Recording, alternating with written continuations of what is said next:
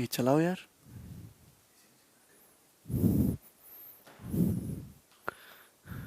Okay भाई, hello दोस्तों, good evening. एक कमेंट दिखाओ यार, नाम नहीं दिख रहे मुझे बच्चों के।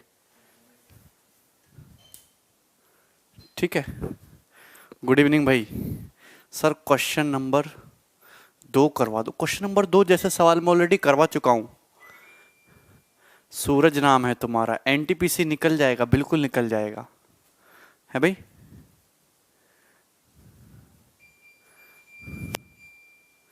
हाँ, दुर्गेश, ज्योति, प्रतीक, प्रियंका, सचिन। ठीक, नाम इधर करो, नाम नहीं दिख रहे तो मुझे बच्चों के। हाँ, जय बिहार की एक बार नाम ले लीजिए। ये देखो, बच्चे स्टूडेंट्स इतने सारे हैं कि सबका नाम ले पाना पॉसिबल नहीं है। आपको दिखाई दे रहा है सभी लोगों को? पीडीएफ जो है वो 10 मिनट में आपकी रेशियो की सेकंड पीडीएफ अपलोड हो जाएगी। 2 ही पीडीएफ में मैंने सारे जो सवाल हैं इसके कंपाइल कर दिए हैं मैंने रेशियो के। ठीक है। दूसरा, आज भी आपके मेंस का जो पेपर था वो था, मेंस का पेपर हुआ था, और पेपर जो है बहुत ही आसान आया है, बहुत इजी क्वेश्चन आ रहे हैं। थोड़ी सी कैलकुलेशन है, तो आपको जो है कैलकुलेशन पे थोड़ा सा अपना काम करना पड़ेगा, है ना। और अर्थमेटिक का जो वेटेज है वो थोड़ा सा बढ़ाया गया। आपके प्री के एग्जाम में भी अर्थमेटिक से क्वेश्चन थे, आपके मेंस के एग्जाम में भी अर्थमेटिक से खूब सवाल हैं। रेशियो से आज के पेपर में भी 2-3 सवाल थे जो मैं आपको इनकम एक्सपेंडिचर वाले टाइप नहीं कराए थे कल क्लास में, वही सवाल आपके पेपर में पूछे गए हैं। ठीक है। आरएस अग्रवाल करने की जरूरत है, सीजल के लिए नहीं करने की जरूरत नहीं। आप प्रीवियस ईयर के क्वेश्चन लगाइए और हमारी शीट लगा लीजिए। शीट जो है 10 मिनट में अपलोड हो जाएगी इसकी। ठीक है, चलो। हाँ, हमारी ब्लेसिंग तो हमेशा तुम्हारे साथ ही है। बिल्कुल मेंस हो जाएगा। मेंस में टफ सवाल नहीं आते हैं, पहले तो ये गलत फहमी अपने दिमाग से निकाल दीजिए कि प्री प्लस मेंस, प्री मतलब आसान सवाल, मेंस मतलब टफ सवाल। ऐसा नहीं है।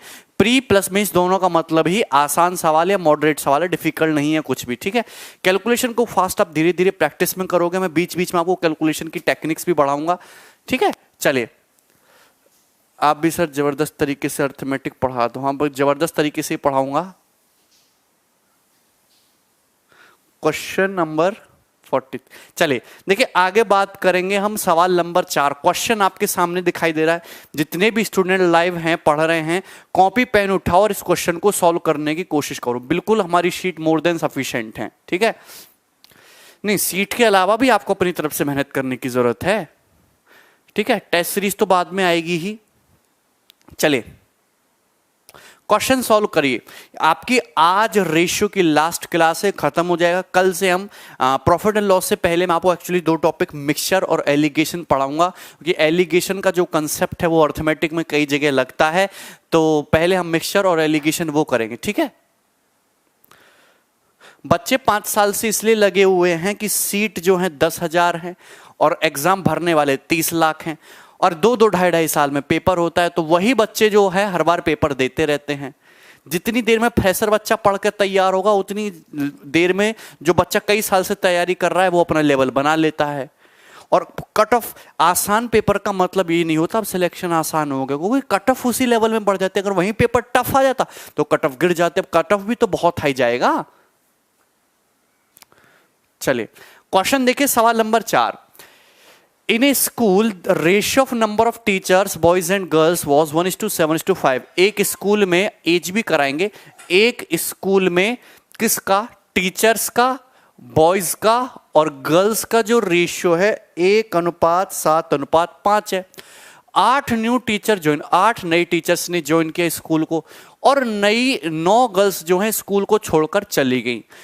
8 टीचर ने ज्वाइन किया, 9 गर्ल्स छोड़ के चले गई। बॉयज पे कोई फर्क नहीं, मिसलिनियस भी होगा इसी सीट में। ठीक है। आपसे पूछा है the ratio of teachers to student become 1:7, और टीचर से स्टूडेंट की संख्या का रेशियो 1:7 हो गया। तो बताइए रिमेनिंग गर्ल्स कितनी हैं, कितनी गर्ल्स आपकी बाकी रह गई। हाँ प्रतीक, बिल्कुल टेंशन ना लो, सॉल्व करिए। क्वेश्चन करिए भैया। मुझे एक बताइए कि एक क्लास में टीचर, बॉयज और गर्ल्स का रेशियो 1:7:5 है। 8 टीचर नए ज्वाइन कर लिए और 9 गर्ल्स छोड़ के चले गई। तो बॉयज के बारे में कुछ भी नहीं बोला गया, मतलब बॉयज जो हैं लड़के एज इट इज है, जितने पहले थे आज भी उतने ही हैं। और अब टीचर से स्टूडेंट का जो रेशियो है वो कितना हो गया, 1:7 हो गया। तो यहां पे मैं क्या लगाऊंगा, क्रॉस मल्टीप्लिकेशन मेथड लग जाएगा। जब आपको इनिशियल रेशियो दिया हो, फाइनल रेशियो दिया हो, तो क्रॉस मल्टीप्लिकेशन मेथड लग जाता है बड़ी आसानी से। आप देखो मैं यहां पे बात करूंगा टीचर और स्टूडेंट के बारे में।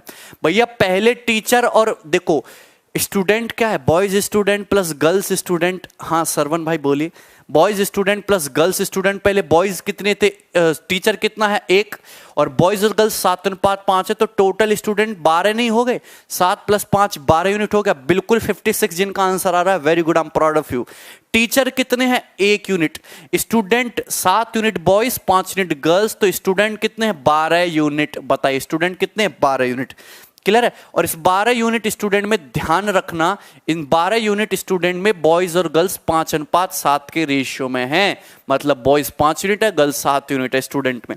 अब हुआ क्या कि 8 नए टीचर ने ज्वाइन कर लिया और 9 गर्ल्स छोड़ के चले गई। तो बॉयज तो एज इट इज रहे, पार्टनरशिप भी होगा, बॉयज तो एज इट इज, गर्ल्स 9 छोड़ के चली गई, यानी कि स्टूडेंट, मैं ये कह सकता हूं कि स्टूडेंट कितने छोड़कर गए, 9 स्टूडेंट छोड़कर गए, 9। और फाइनल जो रेशियो होगा टीचर से स्टूडेंट का वो चेंज होकर कितना हो गया, 1:7 हो गया। टीचर से स्टूडेंट का रेशियो फाइनल कितना हो गया, 1:7 हो गया। बताइए यहां तक क्लियर है। अब जल्दी से क्रॉस मल्टीप्लिकेशन मेथड, 7 × 7 12 × 12, डिफरेंस कितना क्या, 5 डिफरेंस आ गया। यहां देखिए 9 × 1 = 9, माइनस का 9 और 8 × 7 = 56, 56 और माइनस का 9 जब इनका डिफरेंस लेंगे तो कितना आ जाएगा 65। 5 यूनिट की वैल्यू कितनी आ गई 65, तो 5 यूनिट की वैल्यू आपकी 65 आ चुकी है। अच्छा 7:5 है, उल्टा लिख दिया मैंने, बॉयज 7 थे गर्ल्स 5 थी, ठीक है। तो 5 यूनिट की वैल्यू कितनी आ चुकी है 65 आ चुकी है। अगर 5 यूनिट की वैल्यू 65 है तो 1 यूनिट की वैल्यू 13 हो जाएगी। आप मुझे बताइए हमेशा इनिशियल रेशियो को रिलेट करेगा। स्टूडेंट कितने 12 यूनिट, 12 यूनिट स्टूडेंट हैं जिसमें से 7 यूनिट बॉयज हैं, 5 यूनिट गर्ल्स हैं, और मैंने निकाल लिया है कि 5 यूनिट की ही वैल्यू कितनी है 65, यानी कि मैं ये कह सकता हूं डायरेक्टली कि स्टार्टिंग में कितनी गर्ल्स थी 65 गर्ल्स थी। स्टार्टिंग में कितनी गर्ल्स थी 65 गर्ल्स थी, ठीक है। हाँ शीट बिल्कुल अपलोड करा दूंगा मैं पहले ही। 5 अगर देखो 5 के लिए 65 है तो 5 यूनिट 65 के बराबर, स्टूडेंट 12 यूनिट हैं जिनमें बॉयज और गर्ल्स 7:5 के अनुपात में है, तो गर्ल्स 5 यूनिट है तो 5 के लिए 65, यानी कि स्टार्टिंग में 65 गर्ल्स थी। आपसे पूछा है कि रिमेनिंग गर्ल्स कितनी रह गई स्कूल में, 65 गर्ल्स थी, 9 छोड़कर चली गई, तो रिमेनिंग कितनी रह गई 56। 56 इस क्वेश्चन का आंसर हो गया, 56 खत्म। आसान सा सवाल था। अगला क्वेश्चन देखिए जल्दी से आपके सामने आ रहा है स्क्रीन पर, सॉल्व करने की कोशिश करेंगे। सवाल नंबर 5, क्वेश्चन नंबर 5 जल्दी से बनाइए। वही क्वेश्चन है, सेम ऐसा ही सवाल आज ही के पेपर में आपको देखने को मिला है, सेम इसी पैटर्न पे, डाटा अलग था इसलिए मैंने इस सवाल आपकी शीट में डाला है। बनाइए जल्दी से, शीट ओपन हो जाएगा, मर्जीत सही से करिए।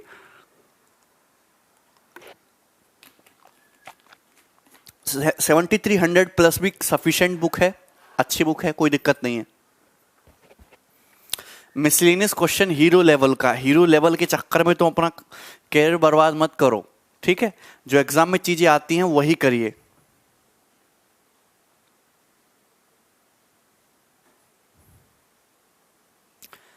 नहीं अभी मॉक टेस्ट मत दीजिए, पहले आप अपना पूरा सिलेबस कंप्लीट करिए, उसके बाद मॉक टेस्ट देना। अभी आप क्विज दे सकते हो, मॉक टेस्ट मत दो, पूरा क्विज दे दो, वो भी टॉपिक वाइज, छोटे छोटे क्विज दीजिए। दुर्गा पूजा में छुट्टी मिलेगी नहीं,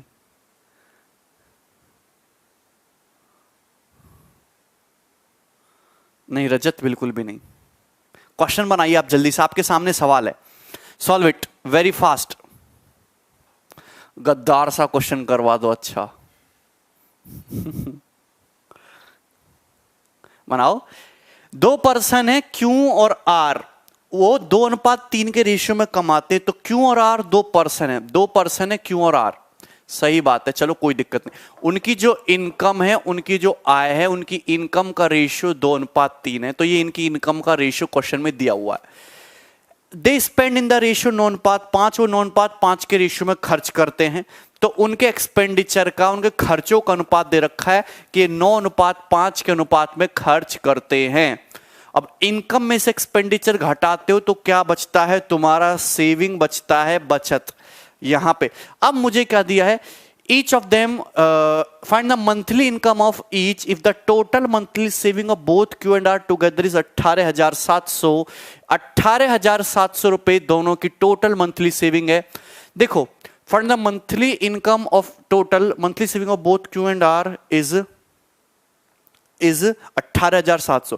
क्वेश्चन में दे रखा है कि दोनों लोग 4:7 के अनुपात में सेविंग कर रहे हैं। सेविंग किस रेशियो में कर रहे हैं? 4:7 के रेशियो में कर रहे हैं। जबकि उनकी जो टोटल बचत है, दोनों लोगों की जो टोटल सेविंग है वो 18,700 रुपए है। तो 7×4 कितना हो गया? 11 यूनिट हो गया। 11 की वैल्यू कितनी होगी? 18,700 रुपए के बराबर। तो 1 की वैल्यू कितनी? 1700 के बराबर होगी। अगर 1 यूनिट की वैल्यू 1700 रुपए के बराबर, क्या मैं यहां से दोनों की अलग अलग सेविंग नहीं निकाल सकता?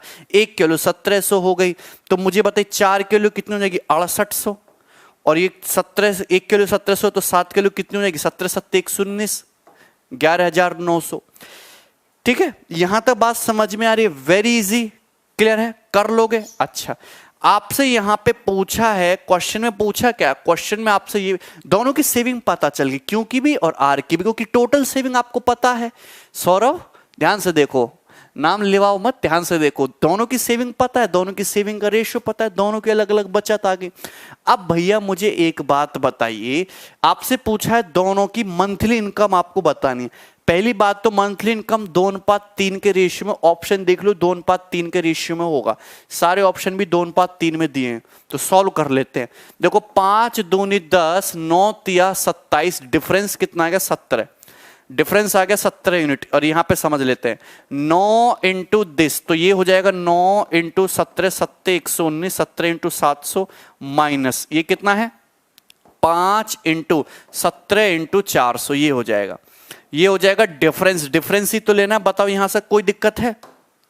देखो 17 17 17 कैंसिल आउट हो जाएगा, तो 1 यूनिट के लिए 6300, और ये कितना हो जाएगा तुम्हारा? 6300 माइनस 2000, 4300 रुपए। तो 1 यूनिट के लिए 4300 रुपए आ गई। तो यहां पेपर में, गोविंद मैं तुम्हारा कमेंट पढ़ रहा हूं, पेपर में अगर ये सवाल आता तो बहुत सारे बच्चे 9 की 119 में गुणा करेंगे, 5 की 6800 में। अरे ऐसा ना करो, जहां जितना कैलकुलेशन कम किया जा सके वहां करो। 17 दिख रहा है, 17 यहां भी है, 17 यहां भी, तो 17 से काटा पीटी मचा दो ना। इस 1190 को क्या लिखो? 17 7 119 लिख दोगे, और 6800 को 17 चौका 68, 17 17 17 कट जाएगा। 1 यूनिट की वैल्यू कितनी आ गई? 6300 माइनस 2000, 4300 रुपए। देवांशु थैंक यू सर, मेरे भाई के आज मेंस में 98 क्वेश्चन मैथ में और इंग्लिश में 200 एकदम राइट अटेम्प्ट किए। वाह भाई, I am proud of you. लग रहा है अगला लौंडा अपना यहीं से निकलेगा टॉपर, देवांशु का भैया। ठीक है हाँ, सेविंग को रेशियो में ही रख सकते हैं, मैं वो भी तरीका बताऊंगा, कोई दिक्कत नहीं। 1 किलो 4300 आ गई, 2 की वैल्यू कितना आएगी? 8600 रुपए।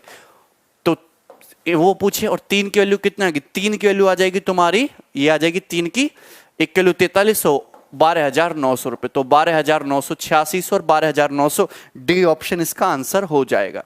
डी ऑप्शन क्लियर है? देखो आप इस सवाल को ऐसे भी कर सकते हो कि यहां पे इसको रुपीज में करने की, कन्वर्ट करने की जरूरत ही नहीं है। आप सिंपल सा इस चीज को रेशियो में ही रखो। देखो आप इस सवाल को ऐसे भी कर सकते हो कि आप सिंपल सा मुझे एक बात बताइए कि इनकी इनकम का रेशियो, ये एक्सपेंडिचर का रेशियो ये है, जबकि इनकी सेविंग 4:7 के रेशियो में। तो मैं कह सकता हूं कि सेविंग 4 रुपए, इसकी सेविंग 7 रुपए, ये सेविंग 4 रुपए 7 रुपए, और टोटल 11 है। 11 यूनिट की वैल्यू 18,700 रुपए के बराबर है। तो सेविंग का 1 यूनिट 1700 रुपए के बराबर है, ये आ जाएगा। यहां से देखो 5 दूनी 10, 9 27, डिफरेंस कितना आ गया? 17। और यहां पे समझना 9 7 63 और 5 चौक 20, 63 और 20, क्लियर है? यहां गौर से समझना, 9 7 63 और 5 चौक 20, डिफरेंस कितना आ गया? 43। तो ये 17 किलो 43 यूनिट ऑफ सेविंग आ गई, जबकि 1 किलो 1700 है, तो ये आ जाएगा 43 गुणा 1700 रुपए। 17 से 17 कट जाएगा, तो 1 किलो 4300, 2 की 8600, 3 की 12,900। बात एक ही है। सौरव का कल मेंस एग्जाम में, डरने की कोई जरूरत नहीं है। क्रॉस मल्टीप्लिकेशन क्यों किया, ये कल मैंने डिटेल में समझाया था। बिल्कुल इतना ही हल्का सवाल मेंस के पेपर में आया है, और ऐसे 2 सवाल आए आज के पेपर में रेशो से, दोनों एक जैसे सवाल आए। इतने ही पेपर में सवाल आते हैं पेपर में। अगला करिए सवाल नंबर 6। सवाल नंबर 6 करिए, solve it. Just try to solve this question. जल्दी से बनाओ, जल्दी से बनाओ इस क्वेश्चन को, फास्ट फास्ट। अमित नाम है तुम्हारा।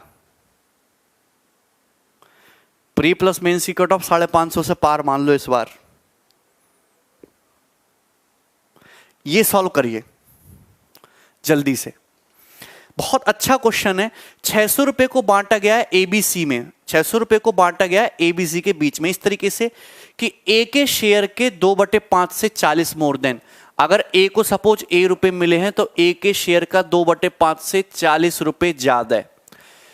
₹20 मोर देन 2/7 ऑफ बीज शेयर, और बी के शेयर के 2/7 से कितने ज्यादा है? 20 रुपए ज्यादा है।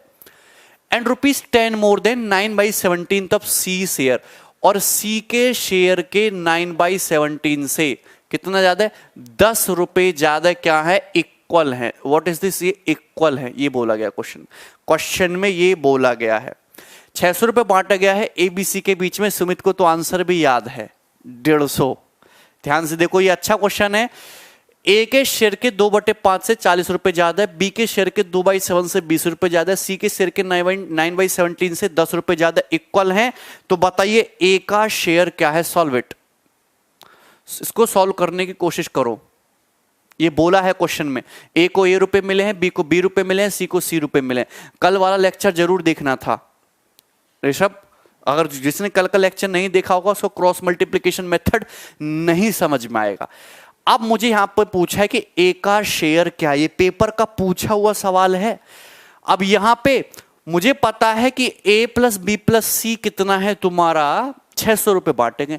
तो इस टाइप के सवाल को करने का शॉर्ट मेथड क्या है कि आप यहां से इक्वेशन बनाएंगे, इसको इधर ले जाके, इसको इधर ले जाके, सवाल ना काफी लेंदी और डिफिकल्ट हो जाएगा।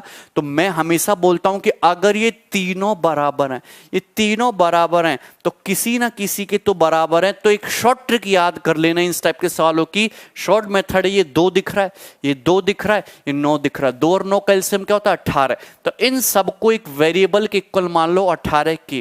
भाई किसी ना किसी के तो बराबर है। तो कैलकुलेशन को आसान कराने के लिए मैंने इनको के इक्वल मान लिया। किसके इक्वल मान लिया? के। आंसर रटना नहीं है, समझना है। के इक्वल मान लिया, लेकिन और भी कैलकुलेशन आसान हो जाए इसलिए ये 2 और ये 9 का मल्टीपल एलसीएम 18 होता है। 18 के इक्वल मान लिया। बताइए, टाइम टेकन क्वेश्चन है इसलिए याद कर लिया। थोड़ा ऑप्शन से इसको बनाने में थोड़ा दुख तकलीफ होगा ऑप्शन से बनाने में। तो इसको मैंने इसके इक्वल मान लिया, 18 के इक्वल मान लिया। आप समझना, कर लोगे? या 18 के छोड़ो, नहीं समझ पा रहे हो तो सीधा के इक्वल मान लो। सीधा के इक्वल मान लीजिए, जिसकी वैल्यू हमने क्या मान ली? के इक्वल। अब आप मुझे बताइए कि यहां पे ए प्लस बी प्लस सी तीनों को मिलकर कितने रुपए मिले हैं? 600 रुपए हमने दिए। ए प्लस बी प्लस सी को कितना? 600 रुपीज। हाँ, कट ऑफ में प्री के मार्क्स भी ऐड होते हैं, ठीक है। अब मुझे एक बात बताइए, अगर मैं यहां से ए की वैल्यू निकालूं, ए की, तो ए की वैल्यू कितनी हो जाएगी? 40 उधर जाएगा, के माइनस 40, और ये 2/5 उधर जाके 5/2, तो ये हो जाएगा के माइनस 40 इंटू 5/2, ये हो जाएगा। बोलो भैया, यहां तक किसी स्टूडेंट को समस्या? शॉर्ट में करना सीखना है, जल्दी करना सीखना है, ठीक है। अगर मैं यहां से b की वैल्यू निकालूं, मैं इसलिए बता रहा हूं कि इस सवाल को ऑप्शन से बनाने में भी तकलीफ होगी, इक्वेशन बनाने में भी तकलीफ होगी। जब अगर काफी सारी चीजें इक्वल हो तो हम एक नए वेरिएबल के इक्वल मान लेते हैं, और ऐसा बहुत सारे सवालों में हम करेंगे। हाँ, 18 के को छोड़ो, आप के मान के कर लीजिए, कोई दिक्कत नहीं है। बी के अगर देखोगे तो 20 उधर चला जाएगा, के माइनस 20 इंटू 7/2। अगर आप सी को देखोगे, सी तो 10 उधर चला जाएगा, के माइनस 10 इंटू 17/9, और बराबर किसके हो जाएगा? बराबर हो जाएगा 600 के। बोलो यहां तक कोई समस्या है? यहां तक कोई समस्या है? हाँ बिल्कुल। 700 में से बता रहा हूं, 700 में से 550, 700 में से यार, ठीक है। ऑप्शन से भी सवाल को बनाया जा सकता है, आप ऑप्शन चेक कर लीजिए। अब देखो यहां पे के वाली चीज एक तरफ, के इंटू 5/2, यहां से 5/2 आएगा, यहां से 7/2 आएगा, के इंटू 5/2 7/2, तो 7 5 12/2 6 हो जाएगा, 6 और प्लस 17/9, तो यहां से तो तुम्हारा ये 5/2 7/2 6 हो गया, और 6 प्लस 17/9 इंटू क्या हो गया तुम्हारा के, बोलो हाँ। यहां से तुम्हारा 20 पंजे 100 माइनस का 100, यहां से -10 और ये 7 माइनस का 70, यहां से माइनस का 170/9 बराबर कितना आ जाएगा 600। किसी को कोई समस्या? किसी को कोई समस्या? 9 छिक्का 54, 54 और 17 कितना हो जाएगा 71, 71 के बटे 9। मुझे बताइए माइनस का 170 उधर जाके 600 प्लस 170 770 हो जाएगा, और प्लस 170/9। इतनी बात क्लियर है? कोई समस्या इसमें किसी स्टूडेंट को? अगर यहाँ 9 एलसीएम लेंगे 0, 9 7 63 का 3 हासिल लगे 6, 9 7 63 6 69 6930 प्लस 170/9, तो ये कितना हो जाएगा 7000 प्लस 100 7100/9। कोई दिक्कत? देखिए 71 के की वैल्यू ये आ गई, 9 से 9 तो कट गया, और 71 से 7100 100 बार कट गया, तो के की वैल्यू कितनी आ गई भैया मेरे? ये थोड़ा अच्छा सवाल है। के की वैल्यू आ गई 100। के की वैल्यू कितनी आ गई 100, ठीक है। के की वैल्यू आ गई कितनी 100। अगर के की वैल्यू 100 आ गई तो अब चाहे आप अपनी मर्जी से कुछ भी निकाल लो, के की वैल्यू 100 आ चुकी है। पूछा है ए का शेयर, तो ए का शेयर क्या आ जाएगा 40 उधर, के ये 100 रुपए, ये 100 रुपए आ गया, 100 माइनस 40 60, और 2/5 उधर जाके 5/2 हो जाएगा, 30 इंटू 2.5 कितना हो गया 150 रुपए, 150 नहीं 30 इंटू 5 150 रुपए आ जाएगा। ए ऑप्शन इसका आंसर होगा, खत्म। यहां तक किसी स्टूडेंट को इस सवाल में समस्या हुई हो?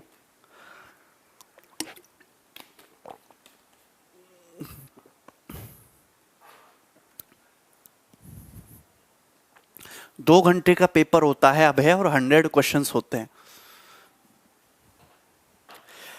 एक बार मैं फिर से रिपीट कर दे रहा हूं कि ए बी सी के बीच में 600 रुपए बांटे गए। ए के शेयर का 2/5 से 40 अधिक, बी के शेयर के 2/7 से 20 अधिक, सी के शेयर के 9/17 से 10 अधिक बराबर है। तो मैंने इन तीनों को के इक्वल मान लिया, क्योंकि कैलकुलेशन आसान करनी थी। कैलकुलेशन आसान करनी थी तो मैंने इन तीनों को किसके इक्वल मान लिया? के। एक नए वेरिएबल के इक्वल मान लिया। इससे फायदा क्या होगा कि अगर आपको के की वैल्यू पता लग गई तो ए का शेयर भी मिल जाएगा, बी का भी मिल जाएगा, सी का भी मिल जाएगा। तो पहले भैया पहले मेरी बात को सुनना कि पहले मैं के की वैल्यू निकालूंगा। क्या निकालूंगा? पहले के की वैल्यू निकालूंगा, ना कि एबीसी की। अगर ये के मान लिया तो यहां ए प्लस बी प्लस सी को 600 रुपए बांटे गए 600, तो ए की वैल्यू क्या आ जाएगी 40 उधर जाएगा, के माइनस 40 2/5 का हो जाएगा 5/2, तो ए की वैल्यू के माइनस 40 गुणा 5/2, ठीक है। 18 के से करोगे तो भी आंसर आ जाएगा, कोई दिक्कत नहीं है। यही इसका शॉर्ट मेथड है। बी की वैल्यू निकालोगे तो 20 इधर जाएगा, के माइनस 20 इंटू 7/2। सी की वैल्यू निकालोगे तो यहां 10 उधर जाएगा, के माइनस 10 इंटू 17/9 बराबर आ जाएगा 600 के। बताइए क्लियर है? इस टाइप का एक ही क्वेश्चन बनता है और यही लैंग्वेज रहती है, और ये डिफिकल्ट सवाल होता है, लॉन्ग मेथड है ये। यहां पे तुम आप रख दोगे, लेकिन कैलकुलेशन आप फास्ट करोगे, देखने में बड़ा करोगे तो जल्दी कर लोगे। आप एक एक स्टेप थोड़ा ना लिख रहे हो। यहां पर मुझे बताइए, यहाँ के में 5/2 से, यहाँ 7/2 से, यहाँ 17/9 से, तो ये तो 6 हो गया। 5/2 के इंटू 5/2 प्लस 7/2 प्लस 17/9, ये तो 12/2 6 हो गया। 6 प्लस 17/9 ये तो आ गया। देखो माइनस 40 इंटू 5 200/2 माइनस का 100, ये तुम्हारा माइनस का 70, माइनस 10 की 17/9 में मल्टीप्लाई होगी, माइनस का 170/9 बराबर 600। सॉल्व करिए, सॉल्व करो। देखो 9 छिक्का 54, 54 प्लस 17 71 k/9 हो गया, 71 k/9 हो गया, बराबर -100 -70 उधर जाके प्लस 170 हो गया, 600 प्लस 170 770, और -170/9 प्लस 170/9। आप यहां पे जब इसका एलसीएम लेंगे तो 7100/9 आ गया, 9 से 9 कैंसिल हो गए, 71 से 7100 100 बार कट गया। के की वैल्यू 100 आ गई, के की वैल्यू 100 आ गई, ठीक है, ठीक है।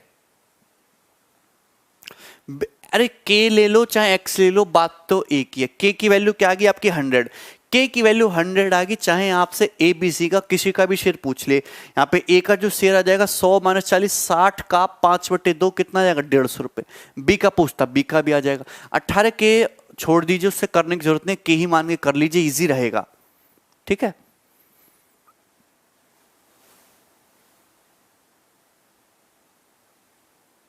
हाँ अंजलि 18 के से आप करना है तो इस के को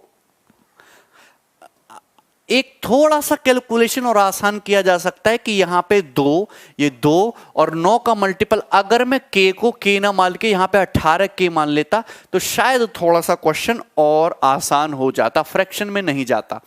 अगर 2 इस वाले 2 और 9 का एलसीएम 18 के मान लेता तो क्वेश्चन और आसान हो जाता, फिर आपका कर लेते, थोड़ी सी कैलकुलेशन आसान होती, लेकिन आंसर जो है आपका सेम ही आएगा 150। तो के मान के करो चाहे 18 के मान के करो, बताइए यहां तक कोई समस्या है? Very easy.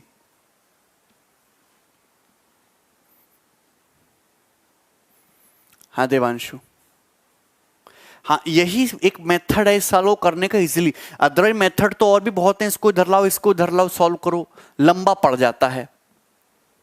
ठीक है, अनुज को समझ में आ गया? बैंकिंग में इस टाइप के क्वेश्चन आ रहे हैं। मेरा एक कमेंट 2-2 बार सेंड हो रहा है दिव्य का। चलिए अगला क्वेश्चन ले लेते हैं हम लोग, नेक्स्ट सवाल, क्वेश्चन नंबर नेक्स्ट सवाल नंबर 7। अब इसको करिए, इस क्वेश्चन को करिए, सवाल नंबर 7 को सॉल्व करने की कोशिश करिए, इंपॉर्टेंट है ये जो सवाल है, बैंकिंग के एग्जाम में काफी ज्यादा आता है। सॉल्व इट, बताइए शिवम, जल्दी जल्दी करिए। सीडीएस की ज्योमेट्री और मेंसुरेशन, ज्योमेट्री मेंसुरेशन तब कराएंगे ना। इस सवाल में कुछ लॉजिक थोड़ा ना था, केवल कैलकुलेशन ही तो थी, अदरवाइज सवाल में कुछ लॉजिक थोड़ा, लॉजिकल सवाल हो तो उसको देखा भी जाए भैया, अच्छा सवाल है। हाँ भाई बताइए।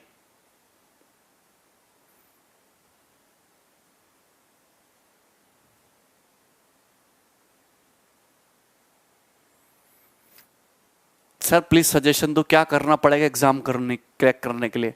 वो सवाल सारे सही करने पड़ेंगे।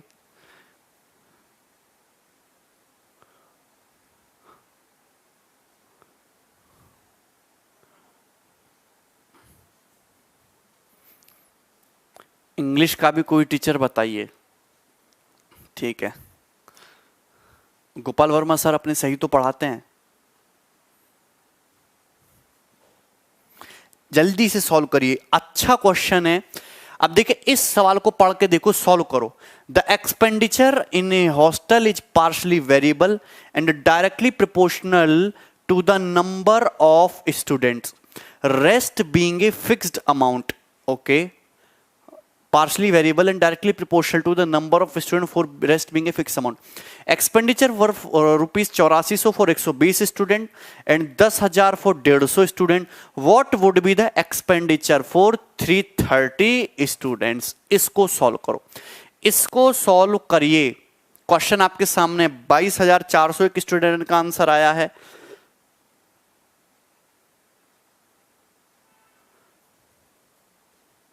हाँ करा देंगे,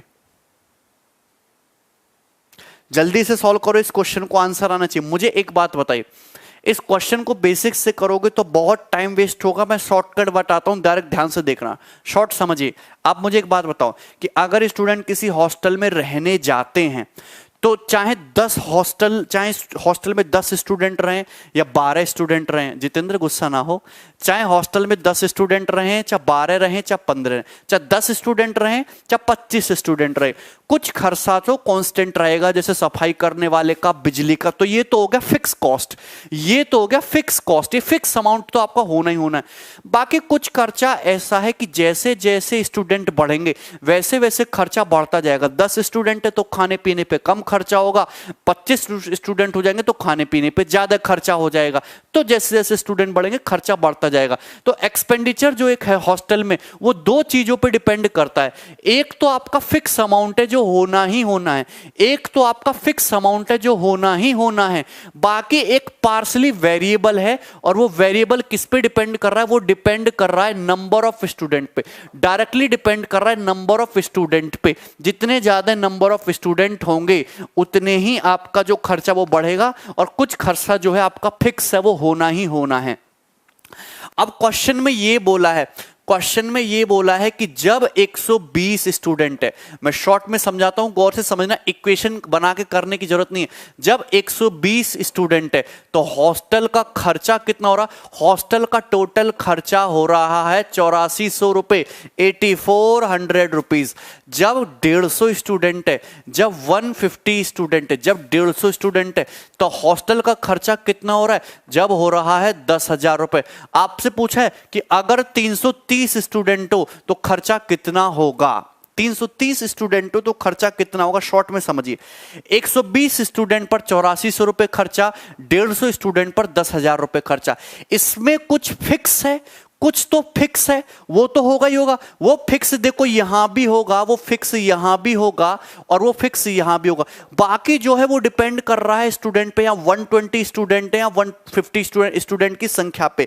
तो आप मुझे बताइए कि अगर मैं इन दोनों का डिफरेंस लूं, स्टूडेंट 120 से बढ़कर 150 हो गए तो कितने स्टूडेंट बढ़ गए? 30 स्टूडेंट बढ़ गए। जबकि खर्चा कितना बढ़ गया? 8400 से 10,000 हो गया 1600 रुपए। कितना बढ़ गया खर्चा? 1600 रुपए। शॉर्टकट समझना, 1600 रुपए। तो मैं ये कह सकता हूं कि फिक्स यहां भी होगा, फिक्स यहां भी होगा। जब मैं डिफरेंस लूंगा तो ये तो कट जाएगा। तो वेरिएबल जो है 30 स्टूडेंट का, 120 और 150 का डिफरेंस 30 स्टूडेंट का वेरिएबल खर्चा जो है वो कितना का? 1600 रुपए।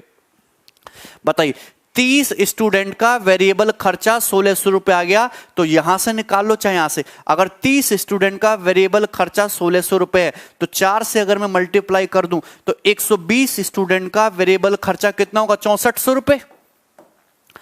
120 स्टूडेंट का जो वेरिएबल खर्चा होगा वो कितना होगा? 6400 रुपए। समझो, 120 स्टूडेंट का टोटल खर्चा 8400 है। मुझे पता है 120 स्टूडेंट का जो वेरिएबल अमाउंट जो खर्च हो रहा है वो 6400 है। तो फिक्स अमाउंट जो हॉस्टल में खर्च हो रहा है वो कितना होगा? 2000 रुपए होगा। अरे 2000 रुपीज होगा कि नहीं? बताइए। यहां तक किसी भी स्टूडेंट को कोई समस्या? विवेक नाम है, शिवम का आंसर आ गया 19,600। 19,600, वेरी गुड। तो फिक्स जो खर्चा हो गया वो कितना हो गया? 2000 रुपए हो गया स्टूडेंट पर। 2000 रुपए इतना तो होना ही होना है। लेकिन आपसे पूछा क्या कि 330 स्टूडेंट पर कितना खर्चा होगा? तो मुझे बताइए, 2000 रुपए तो फिक्स खर्चा होना ही होना है, प्लस अगर 30 स्टूडेंट पे वेरिएबल खर्चा 1600 है तो 330 पे कितना होगा? 30 पे अगर 1600 तो 330 पे कितना? 330 पे कितना? 330 पे हो जाएगा 1600 का। देखो 30 से 1600, 330 मतलब 11 गुना 11 से मल्टीप्लाई कर दो। तो 2000 प्लस 1600 इंटू 11, 17,600। तो 19,600 इस क्वेश्चन का सही आंसर होगा बी। 20 क्वेश्चन का सही आंसर है। क्लियर? 120 कैसे ओनली 4 स्टूडेंट बोल लिए? तुम नहीं समझोगे कुछ भी। यहां देखो, इस सवाल को बेसिक से करो। एक हॉस्टल में कुछ स्टूडेंट पर फिक्स खर्चा हो रहा है और बाकी जो खर्चा है वो स्टूडेंट की संख्या पे डिपेंड कर रहा है। बाकी जो वेरिएबल है वी रुपए, 120 स्टूडेंट पे डिपेंड कर रहा है। टोटल कितना हो रहा है? 8400 रुपए। अरे तुम समझे? तुम्हारे कुछ भी पल्ले पड़ता है? मुझे बताइए, एक स्टूडेंट, एक हॉस्टल में कुछ फिक्स अमाउंट खर्च हो रहा है, इतना तो होना ही होना है, इतना तो होना ही होना है। और बाकी जो है रेस्ट वेरिएबल है वो डिपेंड कर रहा है नंबर ऑफ स्टूडेंट पे। 120 स्टूडेंट है तो कितना खर्चा होगा? 120 गुणा वी। तो ये टोटल कितना होना चाहिए? 84 होना चाहिए, 8400 होना चाहिए। अब दूसरे केस में बोला कि फिक्स एफ रुपए तो खर्च हो रही है, लेकिन जब 150 स्टूडेंट हो गए तब कितना खर्चा होगा? वेरिएबल 150 गुणा बी। जैसे जैसे स्टूडेंट बढ़ेंगे वैसे वैसे वेरिएबल खर्चा भी बढ़ेगा। वेरिएबल जो आपका कॉस्ट है डायरेक्टली स्टूडेंट की संख्या पे डिपेंड कर रहा है। तो 120 है तो 120 गुणा वी, 150 स्टूडेंट है तो 150 गुणा वी। क्लियर है? और ये बराबर किसके हो जाएगा? 10,000 के बराबर हो जाएगा, 10,000 रुपए के। जब आप इसका डिफरेंस लोगे तो डिफरेंस लेने से एफ से एफ कट जाता है। जो फिक्स कॉस्ट है वो आपकी कट जाती है, यही तो मैंने समझाया था। तो बचेगा क्या? 30 स्टूडेंट का वेरिएबल कॉस्ट आ जाएगा। 30 स्टूडेंट का वेरिएबल कॉस्ट 1600 रुपए आ गया कि नहीं? अगर 30 स्टूडेंट का वेरिएबल कॉस्ट 1600 रुपए आ गया तो 120 स्टूडेंट का वेरिएबल कॉस्ट कितना आ जाएगा? 120 स्टूडेंट पर जो टोटल खर्च होगा वो कितना हो जाएगा? 6400। 4 से मल्टीप्लाई कर दोगे 6400 रुपए। तो ये अगर 6400 रुपए खर्च हो रहा है 120 स्टूडेंट पर, तो फिक्स अमाउंट कितना रहा होगा? 2000 रुपए। अरे 2000 रुपए रहा होगा कि नहीं? 2000 प्लस 6400 8400 होता है। 2000 रुपए आपका फिक्स खर्चा होना ही होना है हॉस्टल में। लेकिन पूछा 330 स्टूडेंट पर कितना खर्चा होगा? 330 पर मुझे बताइए, 30 स्टूडेंट पर वेरिएबली 1600 रुपए खर्चा है, तो 330 पर फिक्स तो 2000 है ही है, फिक्स तो 2000 खर्च है ही। ये 330 है, कितने गुना है? 11। तो 1600 में 11 से मल्टीप्लाई और करनी पड़ेगी।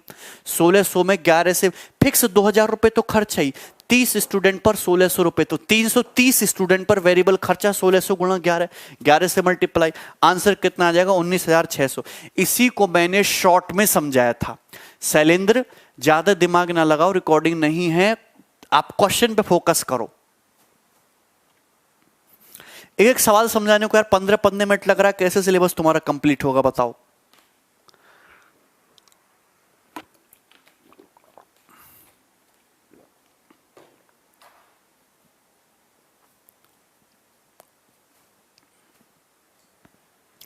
आगे समझ सवाल? ठीक है ना? चलिए अगला क्वेश्चन, सवाल नंबर 8। सवाल नंबर 8 देखिए, ये सवाल कई बार पेपर में आता, just solve it. Question number 8 important, अब तक का सबसे इंपॉर्टेंट क्वेश्चन। 4 इंटू क्यों किए भैया? मैंने 4 इंटू इसलिए किया क्योंकि मुझे इक्वेशन सॉल्व करनी है, सॉल्व तो करना पड़ेगा। अगर यहाँ पे 30 का वेरिएबल 1600 है, चाहे 120 निकाल लो चाहे 150 निकालो, तो अगर मैं 4 से मल्टीप्लाई कर लूंगा तो 120 स्टूडेंट का वेरिएबल कॉस्ट का 6400 नहीं हो जाएगा? 120 और ये तुम्हारा 6400, तो 120 स्टूडेंट का वेरिएबल कॉस्ट 6400 आ गया, सम 8400 होना चाहिए, तो फिक्स 2000 आएगा, फिक्स कॉस्ट 2000 आ गया। ठीक है, चलिए अगला सवाल है भैया, सवाल number 8 and solve it.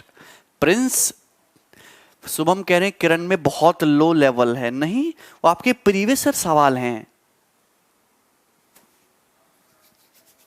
Sushant, Abhilash, अभिष, ठीक है। सीडीएस के बारे में प्लीज बताओ कुछ। सीडीएस का पेपर एसएससी सीजीएल प्री से अच्छा होता है, मीन से थोड़ा बराबर का होता है, वही पैटर्न है, वही सिलेबस है, बस सीडीएस में आपकी जो स्टैटिक्स है वो आ जाती है, लॉगरिदम आ जाता है, प्रोबेबिलिटी आ जाती है। सॉल्व इट, आसान क्वेश्चन है।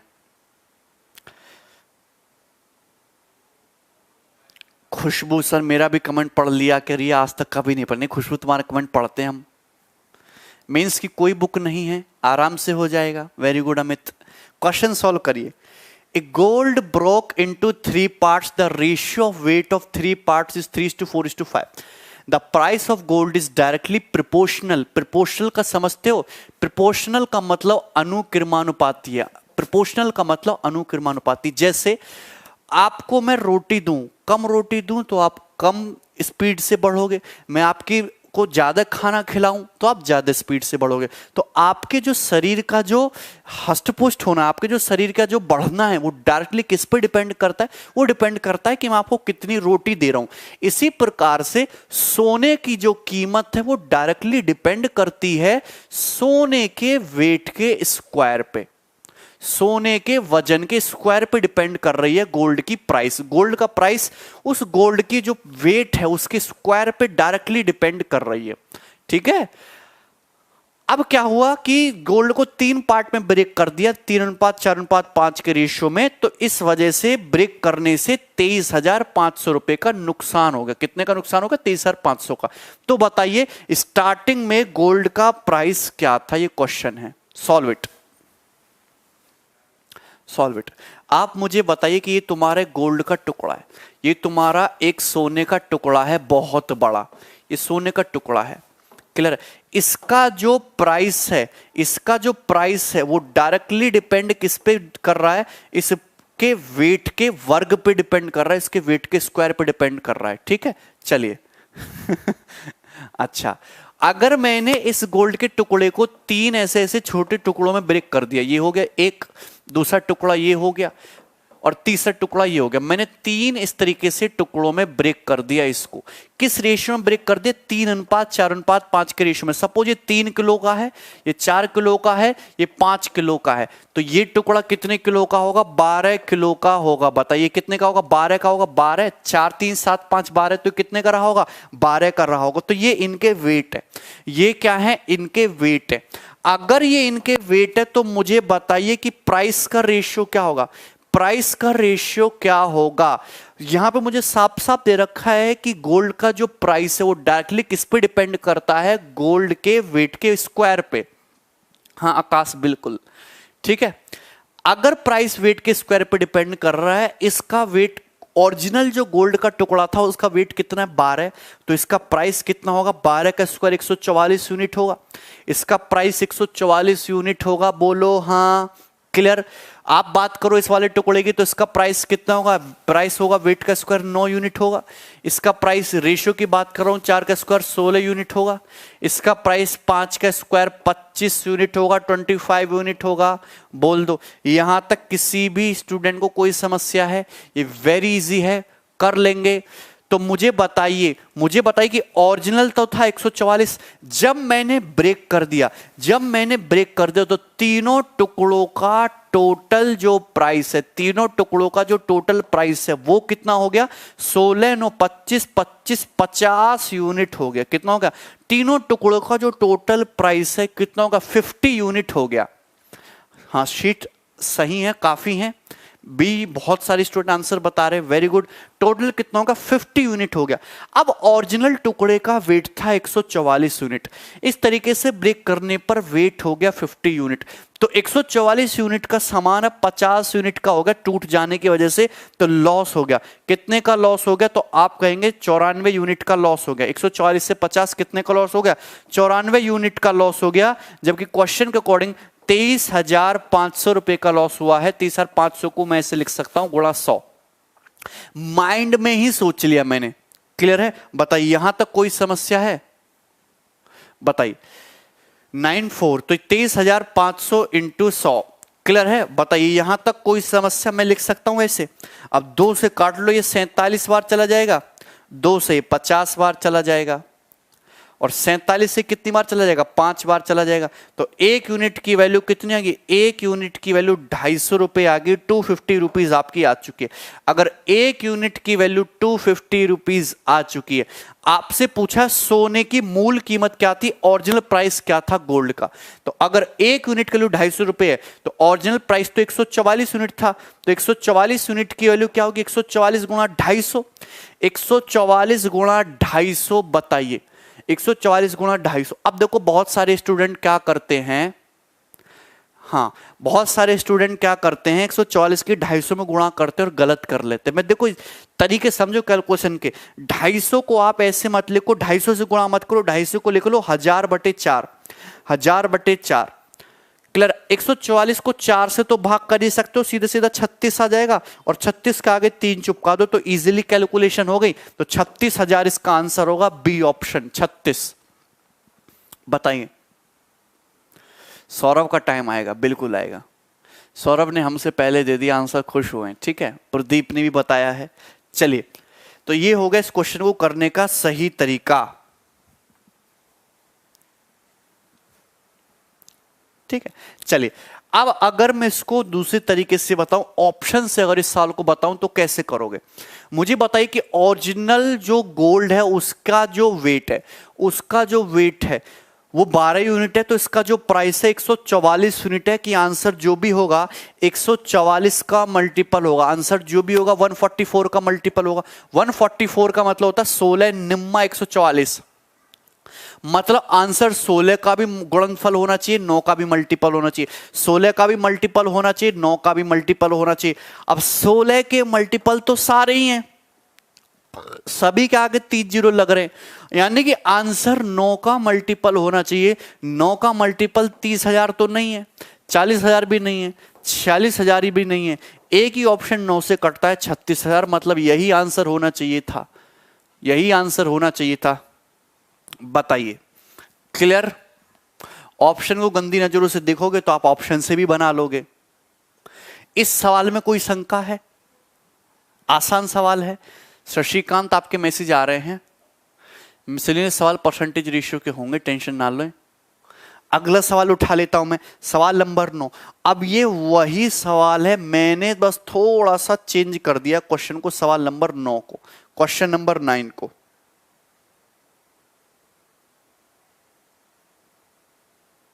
ठीक है, इसके ऑप्शन जो है वो गड़बड़ हैं, ऑप्शन पे ध्यान मत दीजिएगा।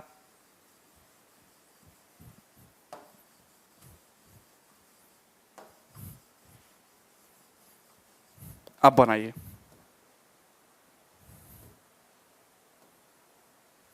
Solve it. अनिल, नहीं समझ में आया तो आप वीडियो को रिवाइंड करके देखो, अगले सवाल पे फोकस करो, सवाल नंबर 9 पे।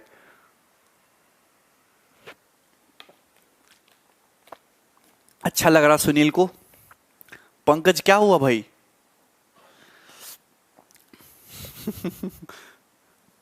हाँ बिल्कुल गौरव, आज हो जाएगा। मैथ बहुत आसान हो गया, वेरी गुड। सॉल्व करिए। वही क्वेश्चन है, लैंग्वेज को थोड़ा चेंज कर दिया। मेरा कमेंट नहीं करना चाहिए, आप तो रीडिंग ही नहीं करते। आनंद, यार करता तो हूं, अब सभी के कमेंट नहीं पढ़ सकता यार मैं, पाप कर दिया मैंने। अच्छा, राकेश का कमेंट नहीं देखता, प्रतीक का कमेंट नहीं देखता, मनीषा का कमेंट, अच्छा यू टीच फेबुलसली दिख रहा है। पंकज को सब समझ में आ रहा है, फिर गुस्सा क्यों कर रहे हो पंकज?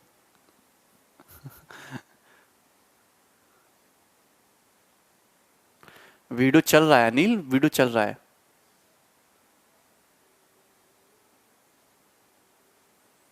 तिहत्तर सौ या किरण? किरण लीजिए।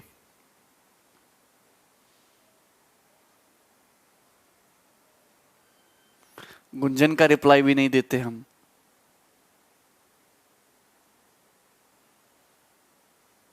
सुशांत, 10 दिन की क्लास किए पर मेरा कैलकुलेशन फास्ट हो गया, वेरी गुड।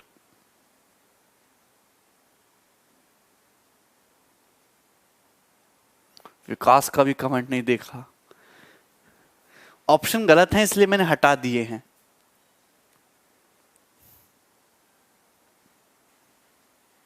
अगर मैंने आपको डाउट वाला पता है कि नहीं, कि आप जो हैं डाउट के लिए हमने एक टेलीग्राम पे ग्रुप बना रखा, वहां पे क्वेश्चन पोस्ट कर सकते हैं। टेलीग्राम पे सर्च करना मैथ्स बाय गगन प्रताप, तो चैनल भी है, ग्रुप भी है, आप उसको ज्वाइन कर लेना। सबका सिलेक्शन होगा, तुम सवाल कर दो बस। इधर देखो, the cost of diamond varies directly with square of its weight. यही बोला है, फिर से वही बोला है कि डायमंड, हीरे की जो कॉस्ट है, हीरे के वजन के वर्ग के अनुक्रमानुपाती है। डायमंड की जो कॉस्ट है वो डायरेक्टली किस पे डिपेंड कर रही है? उसके वजन के स्क्वायर पे डिपेंड कर रही है। जितना वजन होगा उसके स्क्वायर के रेशियो में प्राइस होगा। सही है, अच्छा। डायमंड को 3 पार्ट्स में ब्रेक कर दिया, जिनका वेट 3:4:5 है। तो डायमंड का टुकड़ा था, ये डायमंड था बहुत बड़ा। अब इसको तोड़ दिया हमने, किस रेशियो में ब्रेक कर दिया? 3:4:5 के रेशियो में ब्रेक कर दिया। जुल्म हो गया, डायमंड को ब्रेक कर दिया। चलिए कोई दिक्कत नहीं। यदि if diamond had been broken into 3 parts whose weight are in the ratio 9:5:2। अब क्वेश्चन बोला कि यदि डायमंड को 3:4:5 में ना तोड़कर 9:5:2 के रेशियो में तोड़ा जाता, यदि डायमंड को इस रेशियो में तोड़ा जाता, तो there would have been a further profit of 15200।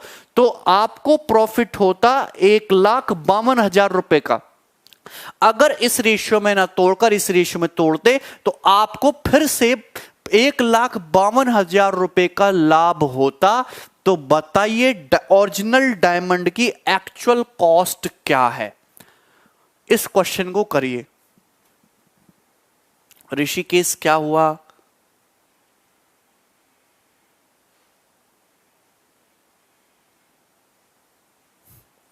विकास हो।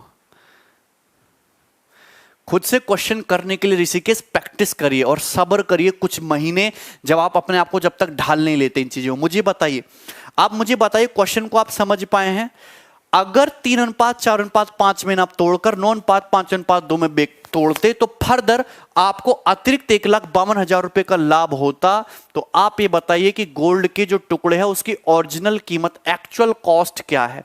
तो पहली बात ध्यान रखना कि टुकड़ा तो एक ही है। यहां पे बहुत सारे स्टूडेंट गलती कर देंगे कि टुकड़ा तो एक ही, टुकड़ा एक ही। इस एक टुकड़े को पहले बांटा 3:4:5 में, तो टोटल 3, 4, 7, 5, 12, ये 12 किलोग्राम हो रहा है, 12 किलोग्राम। और फिर बांटा, फिर तोड़ा उसको 9:5:2 के रेशियो में, तो 9:5:14, तो ये 16 हो रहा है, ये हो रहा है 16, ये 12 हो रहा है, ये 16। तो ये गलत बात है, ये 12 ये 16 ये गलत बात है। क्यों गलत बात है? कि टुकड़ा तो एक ही है, टुकड़ा तो मेरे भैया एक ही है ना, एक ही टुकड़ा है। इसको पहले इस रेशियो में बांटा, फिर इस रेशियो में तोड़ा, तो ये वजन तो बराबर होना चाहिए ना तीनों टुकड़ों का। तो सबसे पहले मुझे 12 और 16 को इक्वल करना पड़ेगा। ये लॉजिक है इस सवाल में। सबसे पहले बहुत सारे स्टूडेंट ने गलती करी है कि इस टुकड़े के वजन को इक्वल किया ही नहीं। अब ये एक बार इसको ऐसे तोड़ दो 3, 4, 5 में, एक बार ऐसे जोड़ दो 9:5:2 में, लेकिन टोटल वजन तो ये 12 हो रहा है, फिर बाद में 16 हो रहा है। ये गलत है ना। तो सबसे पहले आपको वजन इक्वल करना पड़ेगा। 12 और 16 का एलसीएम 48 पहले आपको करना पड़ेगा। इस रेशियो को कितना करना पड़ेगा? 48। समझे? हाँ, स्क्वायर की जगह क्यूब हो तो भी यही कंसेप्ट लगेगा। ठीक है, क्लियर है? तो यहां पे भैया मेरे पहले वजन इक्वल करो। ये 12 है और ये 16 है। 12 को 48 बनाने के लिए यहां 4 से मल्टीप्लाई कर दो, यहां 3 से मल्टीप्लाई कर दो, तो ये हो जाएगा 4 तिया 12, 4 चौक 16, 4 पंजे 20। तो टोटल हो गया ये 12 + 16 + 28, 48 केजी का। ये देखो 9 तिया 27, 5 तिया 15, 5 दूनी 10, ये 27 15, 9 तिया 27, 5 तिया 15, 5 दूनी 3 दूनी 6, 3 दूनी 6। क्लियर है? देखो ये भी 48 केजी का हो गया, ये भी आपका 48 केजी का हो गया, और ये भी 48 केजी हो गया। बताइए यहां तक कोई समस्या? सभी को कोई समस्या? क्लियर है? आप क्वेश्चन को गौर से सुनना। सबसे पहले आपको इस रेशियो को इक्वल करना पड़ेगा, क्योंकि इक्वल नहीं करोगे तो ये भी तो वजन होना चाहिए। 48 ये भी 48। ये बात समझी क्यों किया हमने? एक स्टूडेंट का सही आंसर आया है। तो ये टुकड़ा था, मैं ये कह सकता हूं कि ये टुकड़ा 48 केजी का था। ये कितने का था? 48 केजी का था, जिसको पहले इस रेशियो में ब्रेक किया, जिसको बाद में इस रेशियो में ब्रेक किया। अब क्वेश्चन में बोला कि प्राइस क्या है? प्राइस डायरेक्टली डिपेंड कर रहा है वेट के स्क्वायर पे। तो जब ओरिजिनल टुकड़े का जो प्राइस है वो कितना होगा? 48 का स्क्वायर। ओरिजिनल टुकड़े का प्राइस होगा 48 का स्क्वायर, और 48 का स्क्वायर होता है 2304। 48 का स्क्वायर कितना होता है? 2304 ही होता है, 2304। मैं शॉर्ट ट्रिक आपको बताऊंगा स्क्वायर निकालने की, कंफ्यूज होने की जरूरत नहीं है अभी। 2304 होता है 48 का स्क्वायर। अब प्राइस जो है किस पे डिपेंड करता है? सीधे सीधा वेट के स्क्वायर पे। तो इसका जो प्राइस होगा 12 का स्क्वायर 144 यूनिट, इसका जो प्राइस होगा 16 का स्क्वायर 256 यूनिट, इसका जो प्राइस होगा 20 का स्क्वायर 400 यूनिट। तो टोटल प्राइस कितना होगा? 144 + 256 400, 400 + 400 800। तो टोटल प्राइस हो गया इन तीनों टुकड़ों का मिलाकर 800 यूनिट। बोलो हाँ। अगर इसकी बात करो तो इसका प्राइस हो जाएगा 729 यूनिट, इसका प्राइस 15 का स्क्वायर 225 यूनिट इस वाले टुकड़े का, और इसका 6 स्क्वायर 36 यूनिट। बताइए यहां तक कोई समस्या? कोई समस्या? तो टोटल ये हो जाएगा, टोटल ये हो जाएगा। बताइए यहां तक कोई दिक्कत? मुझे एक बात बताइए कि 700 200 900 हो गया, 700 200 900 हो गया, 25 25 50 हो गया, 950 + 4 कितना हो गया? 954। 954 + 36 कितना हो गया? 990 यूनिट। तो ये 990 यूनिट हो गया। तो ऐसे करते हैं कैलकुलेशन। 990 यूनिट। तो मुझे बताइए कि मैंने जब 3:4:5 के बजाय इस रेशियो में तोड़ दिया गोल्ड को, तो प्राइस जो है 800 यूनिट की बजाय 990 यूनिट हो गया। 800 यूनिट था, 990 यूनिट हो गया, तो कितना एक्स्ट्रा प्रॉफिट हो गया? 800 से 990 हो गया प्राइस, कितना एक्स्ट्रा प्रॉफिट हो गया? 190 यूनिट एक्स्ट्रा प्रॉफिट हुआ कि नहीं? और क्वेश्चन के अकॉर्डिंग एक्स्ट्रा प्रॉफिट कितना हुआ है? क्वेश्चन के अकॉर्डिंग हुआ है 1,52,000 रुपए। तो 0 से 0, 19 8 152, तो 1 की वैल्यू 800 रुपए, 1 की वैल्यू 800 रुपए, तो 1 यूनिट की वैल्यू 800 रुपए के बराबर। आपसे पूछा हीरे की वास्तविक कीमत क्या थी? वास्तविक कीमत तो 48 किलोग्राम का टुकड़ा था, जिसकी कीमत होगी 48 स्क्वायर 2304 यूनिट। अगर 1 यूनिट के लिए 800 रुपए, तो 2304 यूनिट के लिए 800 से मल्टीप्लाई कर दो, डबल जीरो आएगा, फिर 32 आएगा, फिर 23 8 184 आएगा, 184 आएगा, फिर 32 आएगा, फिर डबल जीरो आएगा। ये इस क्वेश्चन का आंसर होगा 1843200। बहुत सारे स्टूडेंट का इस आंसर आया है। अब क्लियर? ठीक है, ये नया सवाल है जो आपके आने वाले एग्जाम में पेपर में बन सकता है।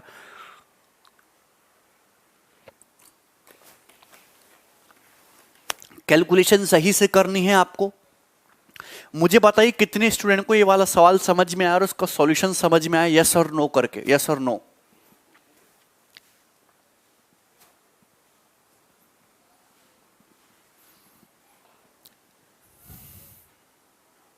वन 1843200 कर लोगे? सवाल कमाल का है। ये शॉर्टकट ही था। हर सवाल का ऐसा नहीं होता, हर सवाल 1 सेकंड वाला नहीं होता। 1 सेकंड वाले सवाल भी होते हैं, 1 मिनट वाले सवाल भी होते हैं, 2 मिनट वाले सवाल भी होते हैं, घंटे भर वाले सवाल भी होते हैं। मैथ से विश्वास। अच्छा क्वेश्चन था, सभी को समझ में आया? प्रवीण को समझ नहीं आया, दीपक को नहीं आया। हर रेशियो की दूसरी सीट आ जाएगी, यस।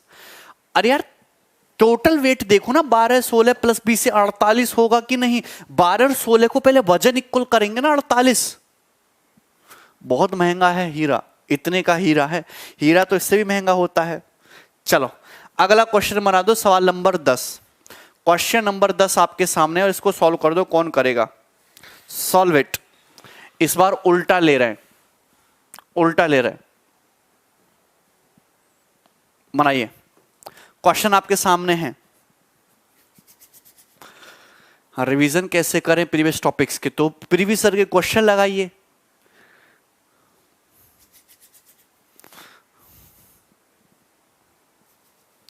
बनाओ क्वेश्चन। ऋषिकेश कह रहे हैं I am able to understand all. Very good Rishikesh, तुम तो हीरे हो भाई। हीरे लौंडे हैं जिनको समझ में आ गए एक बार में सारे। हम मैथ के मोदी हैं। मोदी ना बनाओ यार, मोदी के बजाय वो आदमी बनाओ जो उनके साथ रहता है। कौन रहता है वो? अमित शाह, खतरनाक आदमी है। आ गया?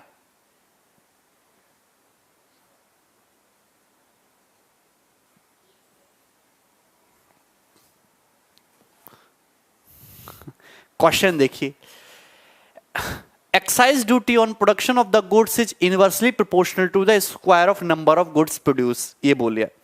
देखो आप मुझे एक बात बताइए, जैसे आप खाना खाते हो, आप खाना खाते हो, मैं आपको रोटी की बजाय अगर मैं आपको सपोज जहर खिलाने लगूं तो धीरे धीरे आप सूखने लगोगे। जितना ज्यादा मैं आपको जहर खिलाऊंगा आप उतने ज्यादा सूख कर लकड़ी हो जाओगे। तो वही ये चीज है कि एक्साइज ड्यूटी जो है किसी सामान पर जो लगती है वो इनवर्सली प्रोपोर्शनल है, मतलब व्युत्क्रमानुपाती है। डायरेक्टली डिपेंड नहीं करती, उसके उल्टे पर डिपेंड करती है। इनवर्सली प्रोपोर्शनल है to the square of number of goods produce. ठीक है, यानी कि एक्साइज ड्यूटी जो है आपकी, एक्साइज ड्यूटी जो है वो डायरेक्टली प्रोपोर्शनल नहीं, इनवर्सली प्रोपोर्शनल है square of number of goods produce. जितने ज्यादा आप वस्तुएं बनाओगे उसके स्क्वायर के इनवर्सली प्रोपोर्शनल होगा रेसिप्रोकल में। क्लियर है? चलिए ये बात समझ में। अब देखिए, एक कंपनी प्रोड्यूसेस सम गुड्स, एक कंपनी ने कुछ गुड्स बनाए and has to pay some tax in the form of excise duty, और उस कंपनी को कुछ एक्साइज ड्यूटी फॉर्म टैक्स के रूप में देनी है। कंपनी ने गुड्स को प्रोड्यूस्ड किया है 4:3:1 के रेशियो में। तो कंपनी ने गुड्स किस रेशियो में प्रोड्यूस किया? 4:3:1 के रेशियो में प्रोड्यूस किया। जैसे ऐसा समझ लो कि कंपनी खिलौने बना रही है, तो पहले कंपनी ने 4 खिलौने बनाए, फिर कंपनी ने 3 खिलौने बनाए, फिर कंपनी ने 1 खिलौना बनाया, ठीक है। एंड पे tax on each item produce, और कंपनी ने जो आइटम प्रोड्यूस किए हर एक आइटम पे टैक्स दिया। Then they will have to pay ₹6670 more. Okay, paid 6670 more. Find the amount paid by the company initially in the form of tax. करिए, solve it.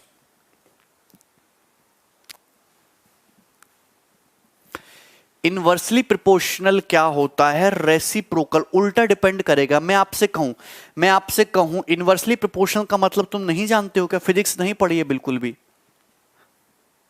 Question पे focus करिए आप। Excise duty जो है number of goods के square के inversely proportional है।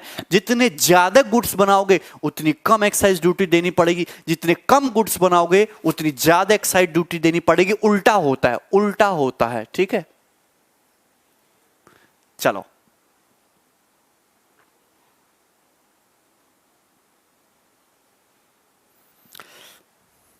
आप मुझे एक बात बताइए कि कंपनी इफ एक company produces some goods, company ने कुछ गुड्स बनाए और उन पे टैक्स की कुछ टैक्स पे किया एक्साइज ड्यूटी की फॉर्म में।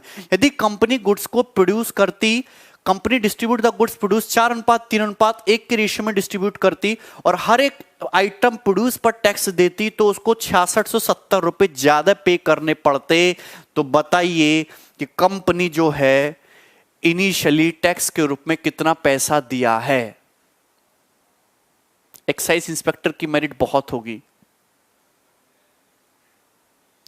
लैंग्वेज क्लियर नहीं है लवदीप को, सो कैलकुलेटिव। अब मैं बताता हूं, गौर से सुनना, मैं बताता हूं गौर से सुनना। ये कहना ये चाह रहा है कि सपोज आप 2 खिलौने बनाओ तो आपको टैक्स देना पड़ेगा। आप 4 खिलौने ज्यादा बनाओगे तो कम टैक्स देना पड़ेगा। 6 खिलौने बनाओगे तो और भी कम टैक्स देना पड़ेगा। 8 खिलौने बनाओगे तो और भी कम टैक्स देना पड़ेगा। यहां पे इनवर्सली प्रोपोर्शनल का मतलब ये होता है कि n स्क्वायर को बढ़ाओगे तो एक्साइज ड्यूटी घटेगी, n स्क्वायर को घटाओगे तो एक्साइज ड्यूटी बढ़ेगी। उल्टा चलता है, ये होता है इनवर्सली प्रोपोर्शनल का मतलब। तो एक बात तो ये क्लियर हुई। दूसरा कि कंपनी ने कुछ गुड्स बनाए और उन पर टैक्स पे किया, और यदि वर्ड लग गए यहां से, यदि वह कंपनी उन गुड्स को 4:3:1 के रेशियो में डिस्ट्रीब्यूट करती, यदि वो कंपनी पहले 4:3:1 के रूप में रेशियो में डिस्ट्रीब्यूट करती और हर एक आइटम प्रोड्यूस पर इंडिविजुअली टैक्स देती, तो 6670 रुपए ज्यादा टैक्स देना पड़ता। यानी कि मुझे बताइए 4:3:7:1:8, सपोज ऐसे बताइए कंपनी ने पहले 8 खिलौने बनाए, तो कंपनी को जो टैक्स देना पड़ा होगा वो किस पे डिपेंड कर रहा होगा? वो डिपेंड करेगा, टैक्स एक्साइज ड्यूटी लगेगी 1/8 स्क्वायर के प्रोपोर्शनल होगी। किसके प्रोपोर्शनल होगी? 1/8 स्क्वायर। बोलो, ये क्वेश्चन कुछ भी कैलकुलेटिव नहीं है, सरल क्वेश्चन है। अब अगर मैं इसकी बात करता हूं, अगर मैं 4:3:1 की बात करता हूं इसकी, तो यहां पे जो एक्साइज ड्यूटी लगेगी उस पे जो होगा कितनी? 1/4 स्क्वायर के प्रोपोर्शनल होगा। इस पे जो एक्साइज ड्यूटी लगेगी 1/3 स्क्वायर के प्रोपोर्शनल, इस पे जो ड्यूटी लगेगी 1/1 स्क्वायर के प्रोपोर्शनल होगी। बताइए, क्लियर है? कोई दिक्कत? बात समझ में आई?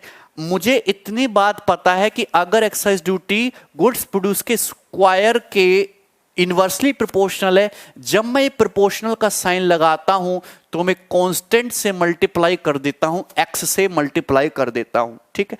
तो यहां पे जब तुम x से मल्टीप्लाई कर दोगे तो यहां पे भी x से, यहां भी x से, यहां भी x से मल्टीप्लाई कर दो, यहां भी x से मल्टीप्लाई कर दो, आसान रहेगा। तो मुझे बताइए कि पहले कितना टैक्स पे करना पड़ रहा था? x/64 unit. आज कितना टैक्स पे करना पड़ रहा है? x/16 unit plus x/9 unit plus x unit. बताइए, यहां तक कोई समस्या है? कोई समस्या? अब टोटल अगर मैं 4:3:1 के अनुपात में डिस्ट्रीब्यूट करूं तो इतना टैक्स देना पड़ रहा है। तो टोटल कितना टैक्स देना पड़ रहा है? अब 16 और 9 का एलसीएम 144 एलसीएम ले लोगे, 16 9 25 प्लस 144 169x 169x टैक्स देना पड़ रहा है, 169x यूनिट। बताइए यहां तक किसी भैया को कोई दिक्कत है? कोई दिक्कत? अब मुझे एक बात बताइए, पहले दे रहे थे x/64 टैक्स, आज दे रहे हो 169x/144 टैक्स, तो कितना एक्स्ट्रा टैक्स दे रहे हो? घटा लो जरा। 169x/144 में से माइनस कर दोगे x/64 और इसी की वैल्यू क्वेश्चन में 6670 रुपए दे रखी है, यही दे रखी है। बताइए यहां तक किसी भैया को कोई समस्या? अब 144 और 64, 16 निम्मा 144 और 16 चौका 64, 4 आ जाएगा। 16 निम्मा 144, 16 चौका 64, तो ये 16 निम्मा 4, 4 की मल्टीप्लाई 640 प्लस 36 676x माइनस 16 चौका 64 माइनस 9x बराबर 6670। कितना बच गया? 676x में से 9x घटाओगे 667, 667x बटे 16 इंटू 9, देखो ऐसे लिख लेता हूं मैं, 16 इंटू 4 64 इंटू 9 बराबर 6670। कितनी बार कट गया? 10 बार कट गया। 10 बार कट गया कि नहीं? बोलो हाँ। आपसे पूछा है find the amount paid by the company initially. Company initially tax के फॉर्म में कितना अमाउंट देती थी? तो कंपनी इनिशियली प्रारंभ में टैक्स के फॉर्म में कितना अमाउंट दे रही थी? x/64। कितना अमाउंट दे रही थी? x/64। तो मुझे x/64 की वैल्यू निकालनी है, x/64 की वैल्यू निकालनी है। सिंपल सा, ये x/64 है, 9 को इधर ले जाओ, 9 गुणा 10 कितना जाएगा? 90 रुपए। तो कंपनी इनिशियली कितना टैक्स दे रही थी? 90 रुपए, 90। क्लियर है? 90 रुपए सवाल का आंसर होगा, 90 rupees.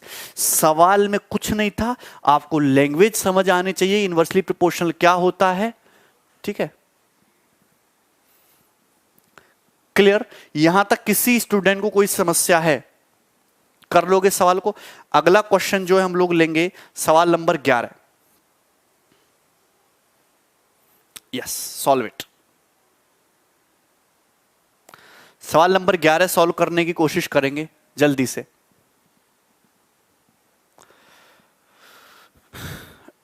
Very very good question sir. D Kumar from Motihari. Okay Piyush, आप क्या कहना चाह रहे हो? मैं समझ नहीं पा रहा हूं।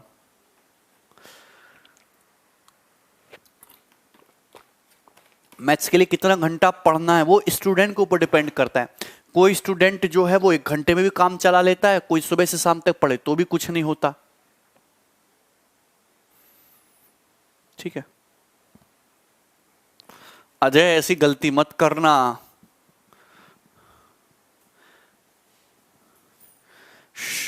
कैलकुलेशन ही तो है, पहले इतना टैक्स दे रहे थे, आज इतना टैक्स दे रहे हो, दोनों का डिफरेंस 6670, दोनों का डिफरेंस लिया, सॉल्व किया। आपसे पूछा कि इनिशियली कितना टैक्स देते तो इनिशियली टैक्स देते थे x/64, तो हमने सीधा x/64 की वैल्यू निकाल ली ना, 90 रुपए आ गई। ठीक है, लेवल आसान है, कोई दिक्कत नहीं। अगला सवाल देखो, अगला सवाल देखो, बहुत सरल क्वेश्चन है। देखो ये पेपर का पूछा है सवाल, C1 C2 C3 C4 C5 5 कंपनियां हैं और are 5 companies. The profit made by C1 C2 C3 are in the ratio 9:10:8। Company C1, company C2 और कंपनी C3 ने जो प्रॉफिट कमाए हैं वो प्रॉफिट किस रेशियो में है? 9:10:8 के रेशियो में, 9:10:8 के रेशियो में C1 C2 C3 द्वारा कमाए गए प्रॉफिट है। While the profit made by C2 C4 C5 in the ratio 18:19:20, जबकि C2 C4 और C5 कंपनी के जो प्रॉफिट है वो किस रेशियो में है? C2 C4 और C5 के जो प्रॉफिट कंपनी ने कमाए हैं 18, 19 और 20 के रेशियो में। ये रेशियो है 18:19:20। आप मेरी बात को समझ पाए हो? उसी के नीचे लिखा है। अमित क्या हुआ? कैलकुलेशन इतनी तेज कैसे करते हो सर? कैलकुलेशन मेरी फास्ट है इसलिए कर लेता हूं। आपके इंग्लिश में कितने मार्क्स थे? हमारे इंग्लिश में 125 मार्क्स थे शायद, ज्यादा नहीं थे।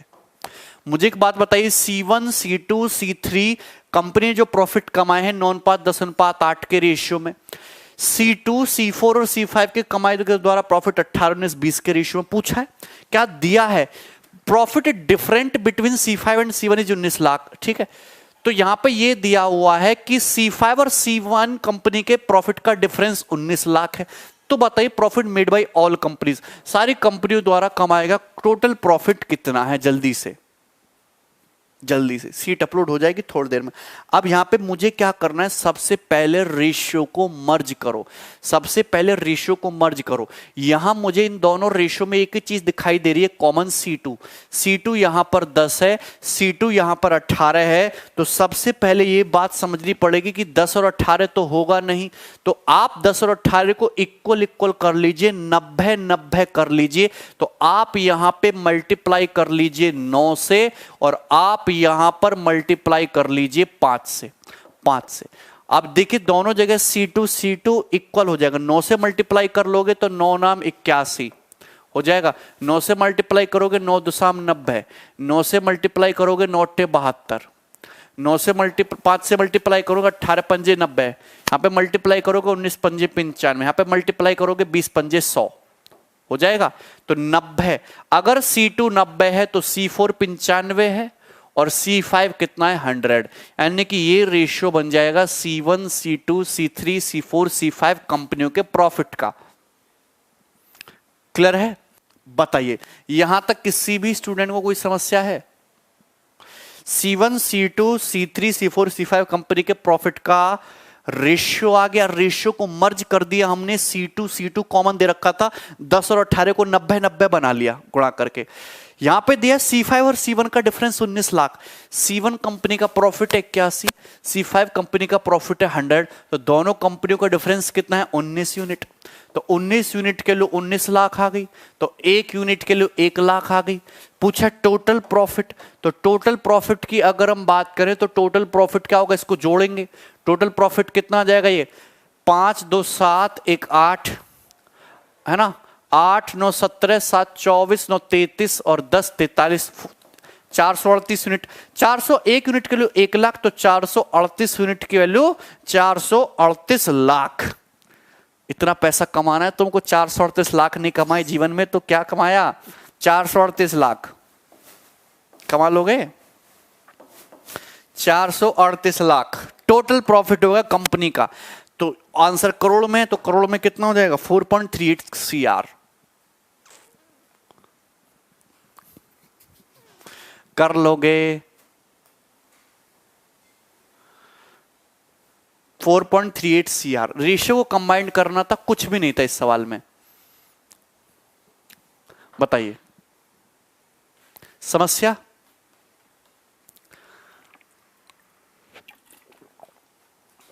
$348 नहीं, 438। अभी समझ में नहीं आया। क्यों नहीं समझ में आया? रेशियो कंबाइन कर लिया। C4 और C5 का डिफरेंस 19 यूनिट, 19 यूनिट के लिए 19 लाख, 1 यूनिट के लिए कितनी होगी? 1 lakh, 1 lakh. Total profit this plus this plus this plus this plus this कितना होगा? 438 यूनिट हो गया। तो 438 यूनिट के लिए 438 लाख, 4.38 CR आंसर। ठीक है। How to develop this approach, उसी अप्रोच को डेवलप करने के लिए ही तो मैं क्वेश्चन आपको करा रहा हूं। प्रैक्टिस, थ्योरी पढ़ा के थोड़ी नहीं डेवलप अप्रोच हो जाएगी। ये इजी था।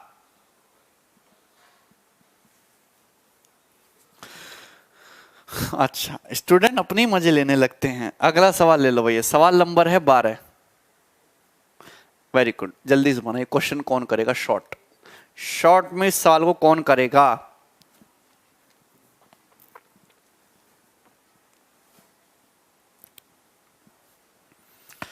अब देखिए, इसको समझाने में मेरी हालत खराब हो जाएगी, आपको आप समझोगे ही नहीं। रेशियो 10 और 18 को कंबाइंड करना नहीं जानते हो आप? अरे भुवनेंद्र इतना नहीं है। पर प्रशांत, मैं तुम्हारे कमेंट देखता हूं। अनुज, बिल्कुल क्लास स्टार्ट होने से पहले मैं शीट डलवा दूंगा। ट्रेन वाले क्वेश्चन भी कराएंगे। ऋषभ कह रहे हैं एक तो रेड में ही कमा लोगे, तो रेड में कमाओगे तो सरकार को जाएगा, तुम्हारी पॉकेट में थोड़ा ना जाएगा। राहुल गुस्सा ना करो यार तुम। गुंजन इतना भी नहीं है, बोल तो रहा हूं आकाश।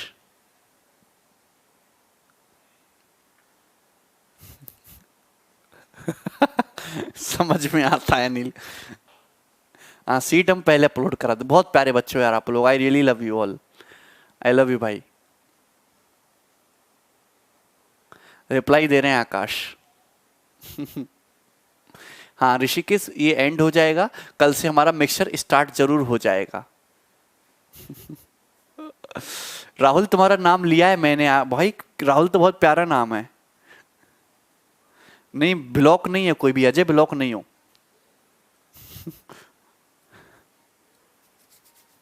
42/25 सॉल्व करो।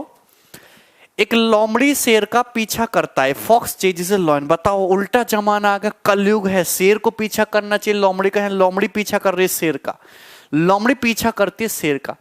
Fox takes 7 step for every 5 leaps of lion. अच्छा ये दिख रहे हो, ये होगी तुम्हारी लोमड़ी और ये हो गया तुम्हारा लॉयन। मैं बताओ शॉर्ट ट्रिक समझाऊं कि डायरेक्ट बता दूं? मैं डायरेक्ट ही बताऊंगा, देख लेना। Fox takes 7 leaps for every 5 leaps of lion. तो कहने का मतलब है शेर जितनी देर में, देखो जितनी देर में लोमड़ी 7 छलांग लगाती है उतने देर में शेर 5 छलांग लगाता है। जितनी देर में लोमड़ी 7 छलांग लगाती है उतनी देर में लॉयन 5 छलांग लगाता है। तो ये छलांग है। सबसे पहले आपको क्वेश्चन की लैंग्वेज में छलांग ही दिया जाएगा। जितनी समय में फॉक्स 7 लीप्स जाती है उतने समय में लॉयन शेर जो है 5 छलांग चला जाता है। फॉक्स देखो दोनों की छलांग अलग अलग लंबाई, क्योंकि फॉक्स थोड़ा थोड़ा जाएगी, शेर कूद कूद के जाएगा। तो जितने समय में लॉयन 5 छलांग लगाता है उतने समय में लोमड़ी 7 छलांग लगाती है। ठीक है। अच्छा distance covered by lion in 6 leaps is equal to distance covered by fox in 5 leaps. अब यहां पे क्वेश्चन बोला distance covered by lion is 6 leap. शेर द्वारा 6 छलांगों में चली गई दूरी लोमड़ी द्वारा 5 छलांगों में चली गई दूरी के बराबर है। तो शेर के नीचे शेर लिख रहा है, लोमड़ी के नीचे लोमड़ी लिखना है। क्वेश्चन में साफ साफ बोला है distance covered by lion in 6 leap. शेर द्वारा 6 छलांगों में लगाई गई दूरी बराबर है लोमड़ी द्वारा 5 छलांगों में लगाई गई दूरी के। क्लियर है? तो ये बराबर दूरी है, ये बराबर दूरी है छलांगों में, ये बराबर दूरी है लिप्स में, किस लिप्स में। ठीक है कि लोमड़ी द्वारा 5 छलांगों में लगाई गई दूरी चली गई दूरी बराबर है शेर द्वारा 6 छलांगों में चली गई दूरी के। ठीक है। अब मुझे बताइए उन दोनों की स्पीड का रेशियो बताइए। क्वेश्चन पूछा है स्पीड का मुझे रेशियो बताना है, इनकी चालों का अनुपात बताना है, स्पीड का रेशियो आपको बताना है। अगर आपको भैया मेरे स्पीड का रेशियो बताना है तो पहले आप ऐसा, स्पीड का रेशियो किसका बताओ? पहले वर्ड फॉक्स यूज हुआ है, फॉक्स यूज हुआ है, पहले वर्ड लोमड़ी यूज हुआ है, तो लोमड़ी का पहले शेर बाद में। तो सीधा सिंपल सा इसका शॉर्टकट है, कैंची की गुणा कर दो, 7 6 42, 5 5 25, आंसर आ चुका है 42 रेशियो 25। खत्म सवाल। इतना सिंपल सा क्वेश्चन था, इतना सिंपल सा क्वेश्चन था। 42/25 डी ऑप्शन इस सवाल का उत्तर हो जाएगा। साइड हो गए हम। 42/25 ये छलांग 7:5 बराबर दूरी लिप्स में 5:6 स्पीड का रेशियो हो जाएगा 42/25। क्लियर है? बोलो बात समझ में? या फिर सीधे सीधा रेशियो को, इन दोनों रेशियो को डिवाइड कर देते हैं। कोई भी सवाल डिवाइड कर दो। ये छलांग है और ये तुम्हारी बराबर दूरी छलांग में 7/5, ये 5 है और ये 6 है। डिवाइड कर दो, ये रेशियो को डिवाइड कर दो, यही आंसर होता है। अब मैं समझा भी देता हूं, जब रेशियो को डिवाइड कर दोगे तो मुझे एक बात पता है, 5 और 6 का एलसीएम क्या होता है? 30। तो 30 से मल्टीप्लाई कर दोगे, मल्टीप्लाई करोगे तो 5 6 30, 6 7 42 और ये 6 पंजे 30 और 5 5 25, आंसर वही आना है। तो क्यों ना सीधी सीधी गुणा कर दी जाए 42/25 कैंची की। ठीक है। बताइए, यहां तक कोई समस्या? शॉर्ट मेथड है आपका, कर लोगे? चंदन नाम है आपका, बेसिक मेथड से बताएं, बेसिक से बताएं। चलो बेसिक से भी हम बता देते हैं।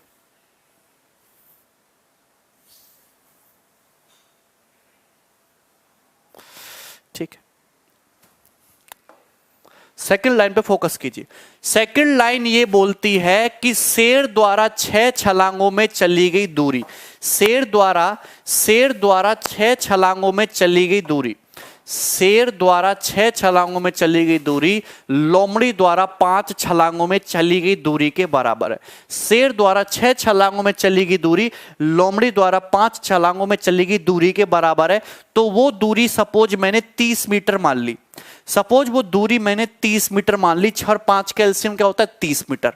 भाई दूरी 30 मीटर मान ली, दूरी बराबर चल, शेर 6 छलांगों में जितनी दूरी चलता है लोमड़ी 5 छलांगों में उतनी दूरी चलती है। तो 6 और 5 का एलसीएम मैंने बराबर दूरी 30 मान ली। एलसीएम जो है वो बहुत बढ़िया चीज होती है, 6 और 5 का एलसीएम 30 मीटर। मैंने मान लिया कि शेर 6 छलांगों में भी 30 मीटर जाता है, लोमड़ी भी 5 छलांगों में 30 मीटर जाती है, अपनी मर्जी से मान लो। तो शेर 6 छलांगों में 30 मीटर जा रहा है, तो एक छलांग में कितना जा रहा है शेर? शेर एक छलांग में 5 मीटर जा रहा है। बोलो हां कि ना? बोलो हां। लोमड़ी 5 छलांग में 30 मीटर जाती है, तो लोमड़ी एक छलांग में जाती है। लोमड़ी एक छलांग में कितना जाएगी? लोमड़ी एक छलांग में जाएगी 6 मीटर। लोमड़ी एक छलांग में 6 मीटर जाएगी। बोलो हां। क्लियर है? और मुझे ये पता है, तो मुझे दोनों के द्वारा, लोमड़ी एक छलांग में 6 मीटर जाती है, शेर एक छलांग में 5 मीटर जाता है। आप मुझे एक बताइए कि फॉक्स और लॉयन सेम समय में कितनी छलांग लगाते हैं? लोमड़ी 7 छलांग लगाती है, लॉयन 5 छलांग लगाता है। फॉक्स, क्वेश्चन में देखो क्या बोला है, fox takes 7 leaps for every 5 leaps of lion. जितने समय में लोमड़ी 7 छलांग लगाएगी उतने ही समय में शेर 5 छलांग लगाता है। लोमड़ी एक छलांग में 6 मीटर जाती है, तो लोमड़ी 7 छलांग में कितने मीटर जाएगी? 42 मीटर। शेर एक छलांग में 5 मीटर जाता है, तो 5 छलांग में शेर कितना जाएगा? 25 मीटर। तो सेम बराबर समय में शेर, लोमड़ी जा रही है 42 मीटर, बराबर समय में शेर कितना जा रहा है? 25 मीटर। तो इन दोनों की स्पीड हो जाएगी, स्पीड का रेशियो 42/25। 42/25। रॉबिन भाई बकवास है, ठीक है? 42/25। ये समझ में आया? बेसिक से समझ में आ गया सभी को? भैया लोमड़ी एक छलांग में 6 मीटर, शेर एक छलांग में 5 मीटर जाता है, ठीक है? जबकि लोमड़ी और शेर बराबर समय में 7 छलांग लगा के 5 छलांग लगा, 7 छलांग, लोमड़ी तो जाएगी 42 और शेर जाएगा कूद के 25। तो इसको भी सेम टाइम में लगा, इसको भी सेम टाइम लगा। सेम टाइम में जितनी दूरी जाएंगे वही स्पीड होगी। 42/25 स्पीड का रेशियो हो जाएगा, ठीक है? आसान सवाल था। अगला क्वेश्चन ले लेंगे, नेक्स्ट सवाल नंबर 13।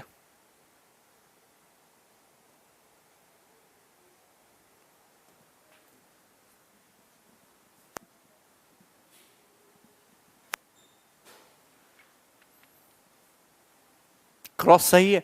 दूसरा ले लो सवाल। Dog takes 8 jumps for every 12 jumps of lion and a fox take 15 jumps for every 12 jumps of lion. तो यहां पे है डॉग, फॉक्स और लॉयन। Dog, lion, fox. तो ये हो गया डॉग, ये हो गया लॉयन, ये हो गया फॉक्स। अब मैं इसको शॉर्टकट से बताऊंगा, जल्दी से समझना। Dog takes 8 jumps, dog 8 jumps लेता है, तो lion, dog takes 8 jumps for every 12 jumps of lion, तो लॉयन 12 जंप्स लेता है, ये बोला है। डॉग अगर 8 छलांग लगाता है तो शेर 12 छलांग लगाता है। Fox takes 15 jumps for every 12 jumps of lion. जबकि अगर यहां पे बोला है शेर अगर 12 छलांग लगाता है तो लोमड़ी कितनी छलांग लगाती है? 15। तो लोमड़ी कितनी छलांग लगा रही है? 15। लोमड़ी कितनी छलांग लगा रही है? 15। ये बात समझ में आई? ये बात समझ में आई? तो ये है छलांग। सेम टाइम में डॉग अगर 8 छलांग लगाता है तो लॉयन कितनी छलांग लगाता है? 12। और लोमड़ी कितनी छलांग लगाती है? 15। कोई दिक्कत? कोई दिक्कत? रेशियो कंबाइंड कर लिया। अच्छा आगे बोलो, आगे बोलो। Distance covered by dog in 8 jumps, distance covered by lion in 16 jump and distance covered by fox in 24 jumps is equal. तो ये बोला है कि डिस्टेंस डॉग द्वारा 8 छलांगों में चली गई दूरी, शेर द्वारा 16 छलांगों में चली गई दूरी और लोमड़ी द्वारा 24 छलांगों में चली गई दूरी बराबर है। तो ये जो है ये किसका रेशियो है? इक्वल डिस्टेंस ट्रेवल्ड इन छलांग।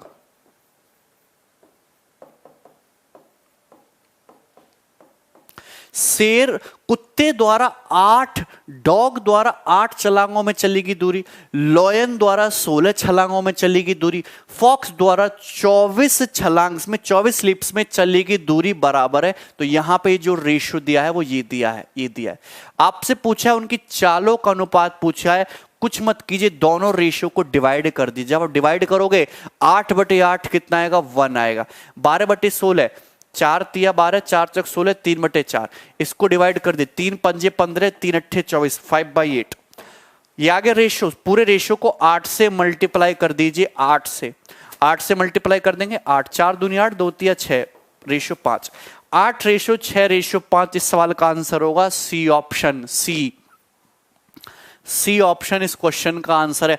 कुछ मत करिए, सेम लास्ट वाली हमने ट्रिक लगा दी, वहां पे भी हमने इन दोनों रेशियो को डिवाइड कर दिया था, यहां भी हमने इन रेशियो को डिवाइड ही किया है। ये आंसर बन जाता है और ये शॉर्ट मेथड है करने का, कर लोगे। अगला सवाल मैं उठा रहा हूं, नेक्स्ट सवाल नंबर 14, कॉइन वाले क्वेश्चन। देखो आप लोग कॉइन वाले क्वेश्चन कह रहे थे, तो कॉइन वाले सवाल आ चुके हैं। सवाल नंबर 14 देखेंगे। अगला क्वेश्चन आपके सामने है कॉइन वाले। मजा आ गया? सुजीत हर टाइप के सवाल में यहां पे कराने की कोशिश कर रहा हूं। डिवाइड क्यों किया वो मैंने लास्ट में डिटेल में बता दिया है, एलसीएम वाले तरीके से। ठीक है,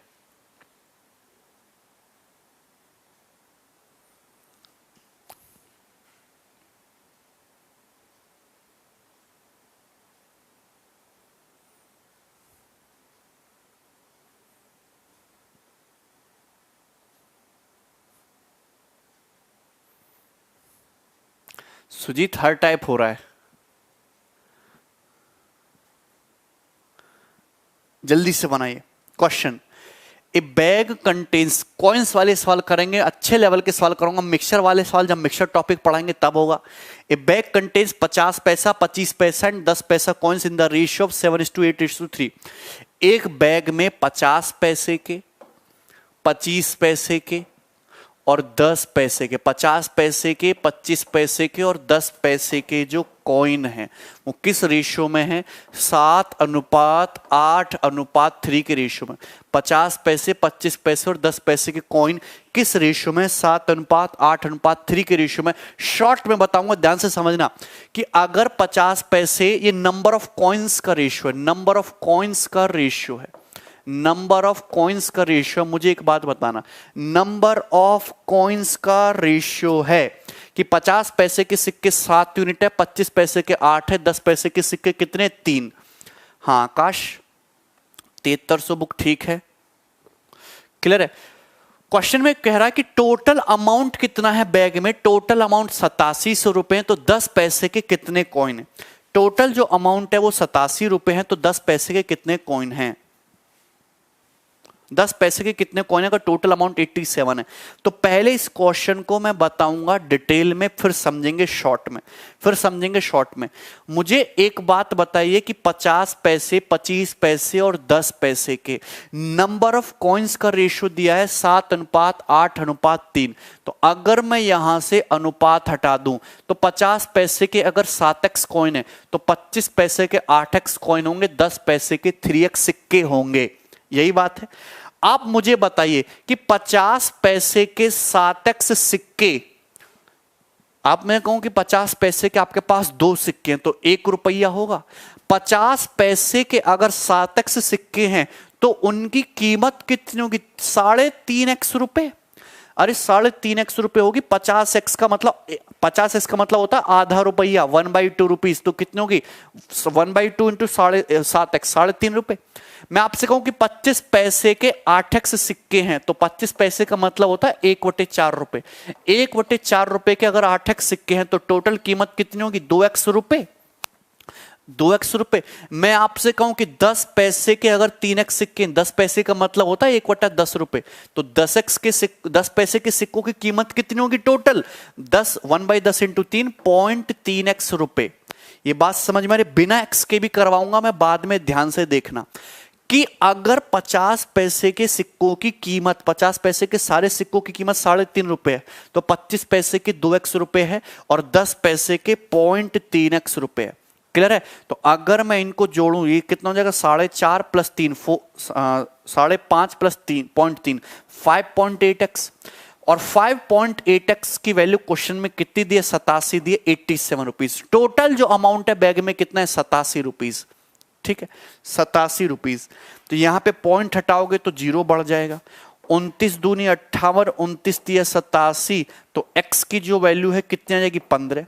x की वैल्यू 15 आ गई। अब इस क्वेश्चन का, इस मेथड का फायदा यह है कि x की वैल्यू 15 आ चुके। अगर आपसे क्वेश्चन में यह पूछता कि 50 पैसे के सिक्कों की कीमत बताइए, 50 पैसे सिक्कों की वर्थ बताइए, तो आंसर होता 3.5 इंटू 15। आपसे अगर यह पूछता कि 10 पैसे के सिक्कों की वर्थ बताइए, आंसर होता 2 इंटू 15 यानी कि 30 रुपए। यह हो जाता तुम्हारा 52.5 रुपए। आपसे पूछता कि 10 पैसे के सिक्कों की कीमत बताइए, तो x के वैल्यू 15 है तो 0.3 के वैल्यू कितनी हो जाएगी 4.5 रुपए। 10 पैसे के सिक्कों की कीमत 4.5 रुपए। x की वैल्यू 15 आ चुकी है। आपसे पूछा कि 50 पैसे के सिक्कों की संख्या बताइए, तो आंसर होता 15 सत्ते 105। x की वैल्यू 15 आ चुकी है। आपसे पूछता 25 पैसे के सिक्कों की संख्या बताइए, आंसर होता 15 अट्ठे 120। x की वैल्यू 15 आ चुकी है। तो आपसे पूछता 10 पैसे के सिक्कों की संख्या बताइए, आंसर होता 45 45।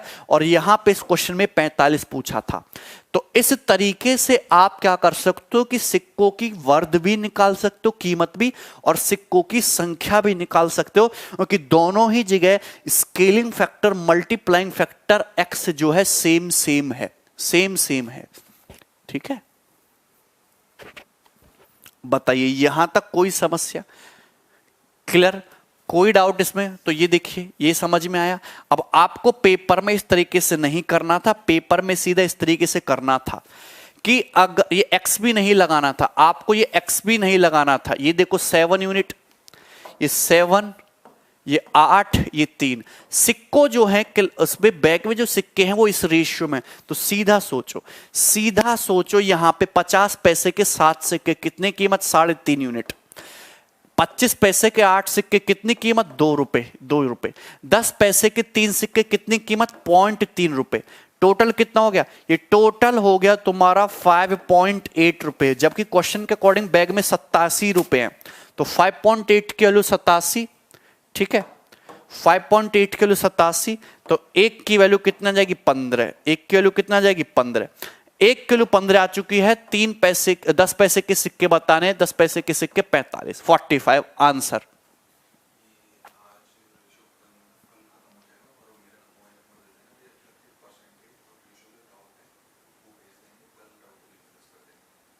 ठीक है, दिपेश कह रहे हैं I want to be income tax inspector. यहां तक सही है? क्लियर? चलो अगला। अब एक सवाल मैं इस पे आपको और करके दिखाता हूं। बिल्कुल सेम क्वेश्चन है और ये सबसे शॉर्टेस्ट मेथड है। अब जैसे एक सवाल आपके सामने, अब इसको मुझे जल्दी से करके दिखाओ। मुझे इस क्वेश्चन को आप जल्दी से करके दिखाओ, विद इन सेकेंड्स बताओ, विद इन सेकेंड्स। अरे डायरेक्ट नहीं ऐड कर सकते। जब मुझे क्वेश्चन में ये दिया है कि टोटल ये किसका रेशियो दिया है, जैसे एक बैग में 1 रुपए 50 पैसे 25 पैसे के सिक्के, एक बैग में 1 रुपए के 50 पैसे मतलब 1/2 रुपए के, 25 पैसे मतलब 1/4 रुपए के सिक्के किस अनुपात में है? 5:6:7 के रेशियो में, तो ये नंबर ऑफ कॉइन्स का रेशियो है कि अगर 1 रुपए के 5 सिक्के हैं तो 50 पैसे के 6 सिक्के हैं और 25 पैसे के 7 सिक्के, नंबर ऑफ कॉइन्स का रेशियो। जबकि आपको दिया यह है कि बैग में जो सिक्कों का जो टोटल अमाउंट है वो 390 रुपए, सिक्कों की जो टोटल कीमत है वो कितनी है, 390 रुपए, 390। तो आपसे भैया ये पूछा है कि नंबर ऑफ कॉइन्स, तो सिंपल सा मैं आपको तरीका बताऊंगा। 1 रुपए के 5 सिक्के हैं तो कितनी कीमत बनेगी, 5 रुपया। आधे रुपए के 6 सिक्के तो कितनी कीमत बनेगी, 3 रुपए। 1/4 के अगर 7 सिक्के हैं तो कितनी कीमत बनेगी, 7/4 1.75। तो 5 और 3 8 1 9 9.75 हो गया। जबकि क्वेश्चन के अकॉर्डिंग इसकी वैल्यू कितनी है, 390, 390 हो गया। बोले यहां तक कोई सिक्का 390 रुपीज, समझ में? तो पॉइंट हटाओगे तो 0 बढ़ जाएगा। 9 चौक 36 कितनी बार चला जाएगा तुम्हारा, 40 बार। 1 की वैल्यू 400, अगर 1 किलो 40, अगर 1 किलो 40 आ गई तो 1 रुपए के सिक्के कितने हो गए, 40 पंजे 200। 50 पैसे के सिक्के कितने हो गए, 40 छिक्का 240। 25 पैसे कितने सिक्के हो गए, 280। आंसर आ जाएगा 200, 240 और तुम्हारा 280, खत्म।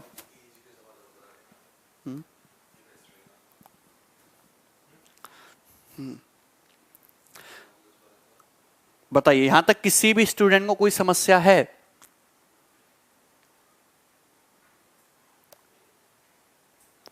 अरे कॉइंस वाला ही क्वेश्चन है बेवकूफ, कॉइंस वाला ही सवाल है। ऑप्शन बी राइट हो जाएगा। ये लॉजिक समझ में आएगा, वेरी इजी है, सही है। अगर देखो आप इस सवाल को ऑप्शन से भी बना सकते थे कि यहां पे सिक्कों की संख्या पूछिए, सिक्कों की संख्या का जो रेशियो होगा वो 5:6:7 होगा। तो 5:6:7 में देखो क्या ये है, देखो 7 का मल्टीपल तो ये नहीं है, नहीं 7 का मल्टीपल ये 290 है। 5:6:7 ये तुम्हारा 5:6:7 में नहीं, एक ही ऑप्शन 5:6:7 में था, तो ये हो जाता। ऑप्शन से भी कर सकते हैं सवालों को, ठीक है। हाँ पीयूष क्या हुआ, अजय का आंसर आता है, पीयूष का। हाँ असिस्टेंट ऑडिट ऑफिसर की सोच रहा हूं, कोई टिप्स तो पहले सिलेबस कर लो, वीडियोस रुक रुक के क्लियर है एकदम, है ना। अगला क्वेश्चन देखो, तुम लोग इतने स्लो हो कि मुझे भी स्लो करवा देते हो। बनाइए अगला सवाल, सवाल नंबर है 16। सवाल नंबर 16 अब आप खुद से ट्राई करना या फिर मैं बता ही देता हूं, तुमसे होगा नहीं, जल्दी से। 40 एक यूनिट की वैल्यू है, दोनों जगह सेम स्केलिंग फैक्टर काम कर जाएगा। मुझे बताइए कि एक की वैल्यू 40 आ गई, आपसे चाहे कुछ ही पूछता, आपसे पूछता ना कि 1 रुपए के सिक्कों की कीमत बताइए, तो 1 किलो 40 है तो 5 की वैल्यू कितनी, 200। तो 1 रुपए के सिक्के की कीमत 200 हो जाती।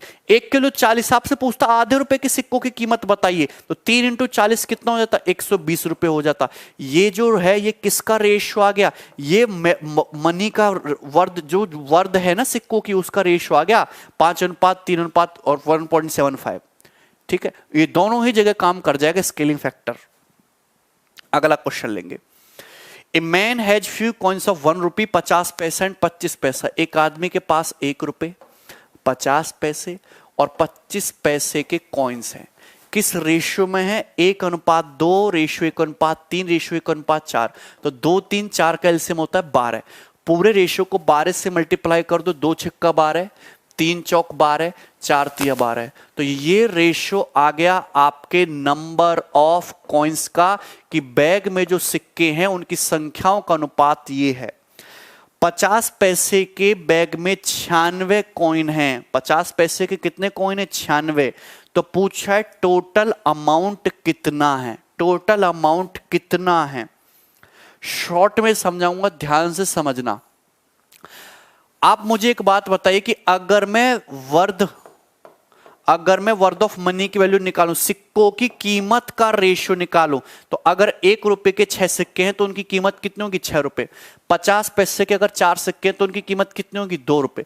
25 पैसे के अगर 3 सिक्के हैं तो उनकी कीमत कितनी होगी, 0.75। 3/4 हो जाएगा ना, 0.75। तो टोटल बैग में सिक्कों की कीमत कितनी होगी? 8.75 रुपए। और क्वेश्चन के अकॉर्डिंग कितनी है? 96। क्वेश्चन, अच्छा टोटल की बात नहीं कर रहे हैं, सॉरी, टोटल की तो बात हम कर ही नहीं रहे, हम टोटल की बात कर ही नहीं रहे। यहां पे ये दिया है कि 50 पैसे के जो कॉइन्स हैं, 50 पैसे के जो कॉइन्स हैं वो 96 हैं। अगर 50 पैसे के 96 कॉइन है तो 50 पैसे के सिक्कों की कीमत कितनी होगी? 48 रुपए। 50 पैसे के 96 सिक्के, तो 50 पैसे के सिक्कों की टोटल कीमत 48 रुपए होगी। वर्द मतलब कीमत बेटा, कीमत, सिक्कों की कीमत। 50 पैसे के अगर 96 सिक्के, 50 पैसे के अगर 96 सिक्के, तो 50 सिक्कों की टोटल वर्थ, टोटल कीमत कितनी होगी? टोटल वैल्यू ऑफ मनी क्या है मार्केट में? 48 रुपए। तो 50 पैसे के सिक्कों की जो टोटल वैल्यू है वो 48 रुपए। तो 2 की वैल्यू 48 रुपए है, तो 1 यूनिट के लिए 24 रुपए नहीं होगी? अगर 1 यूनिट के लिए 24 रुपए, तो टोटल मनी कितना है? 628.75, 8.75 यूनिट। 1 यूनिट के लिए 24 रुपए, तो इसकी वैल्यू निकालनी है, सीधा सीधा मल्टीप्लाई कर दोगे। 24 8 192, कितना सिंपल सा, 24 8 192 और 24 का 0.75 कर दोगे तो 18, कितना आ गया? 210। 210 आंसर होगा B option, B option. Clear? Sumit कह रहे बैच कंप्लीट होगा, हमारी तरफ से आज ही कंप्लीट है। जिस दिन से तुम पढ़ना छोड़ दो उसी दिन से कंप्लीट है, अदरवाइज जितने समय में सिलेबस पूरा होता है उतने समय में ही होगा। मैं आपको यहां पे वैल्यू ऑफ मनी के 4 सवाल करा रहा हूं, मैं उसकी जगह 1 सवाल कर दूंगा तो 1 ही दिन में पूरा हो जाएगा। इस हिसाब से बहुत जल्दी पूरा हो जाएगा, कर लोगे। शॉर्ट मेथड आपको समझ में आया है कि नहीं? ठीक है, अगला सवाल। ये बेहतरीन क्वेश्चन है, कौन करेगा इस क्वेश्चन को? सवाल नंबर 17 करके बताओ मुझे।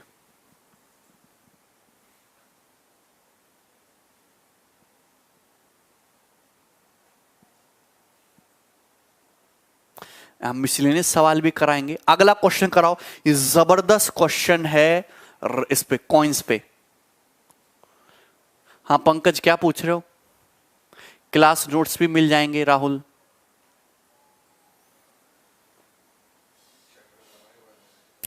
पूरा चैप्टर कंप्लीट होने के बाद अर्थमेटिक में कौन क्लास नोट्स देता है यार? क्या जरूरत थोड़ी ना, एडवांस में नोट्स की जरूरत होती है।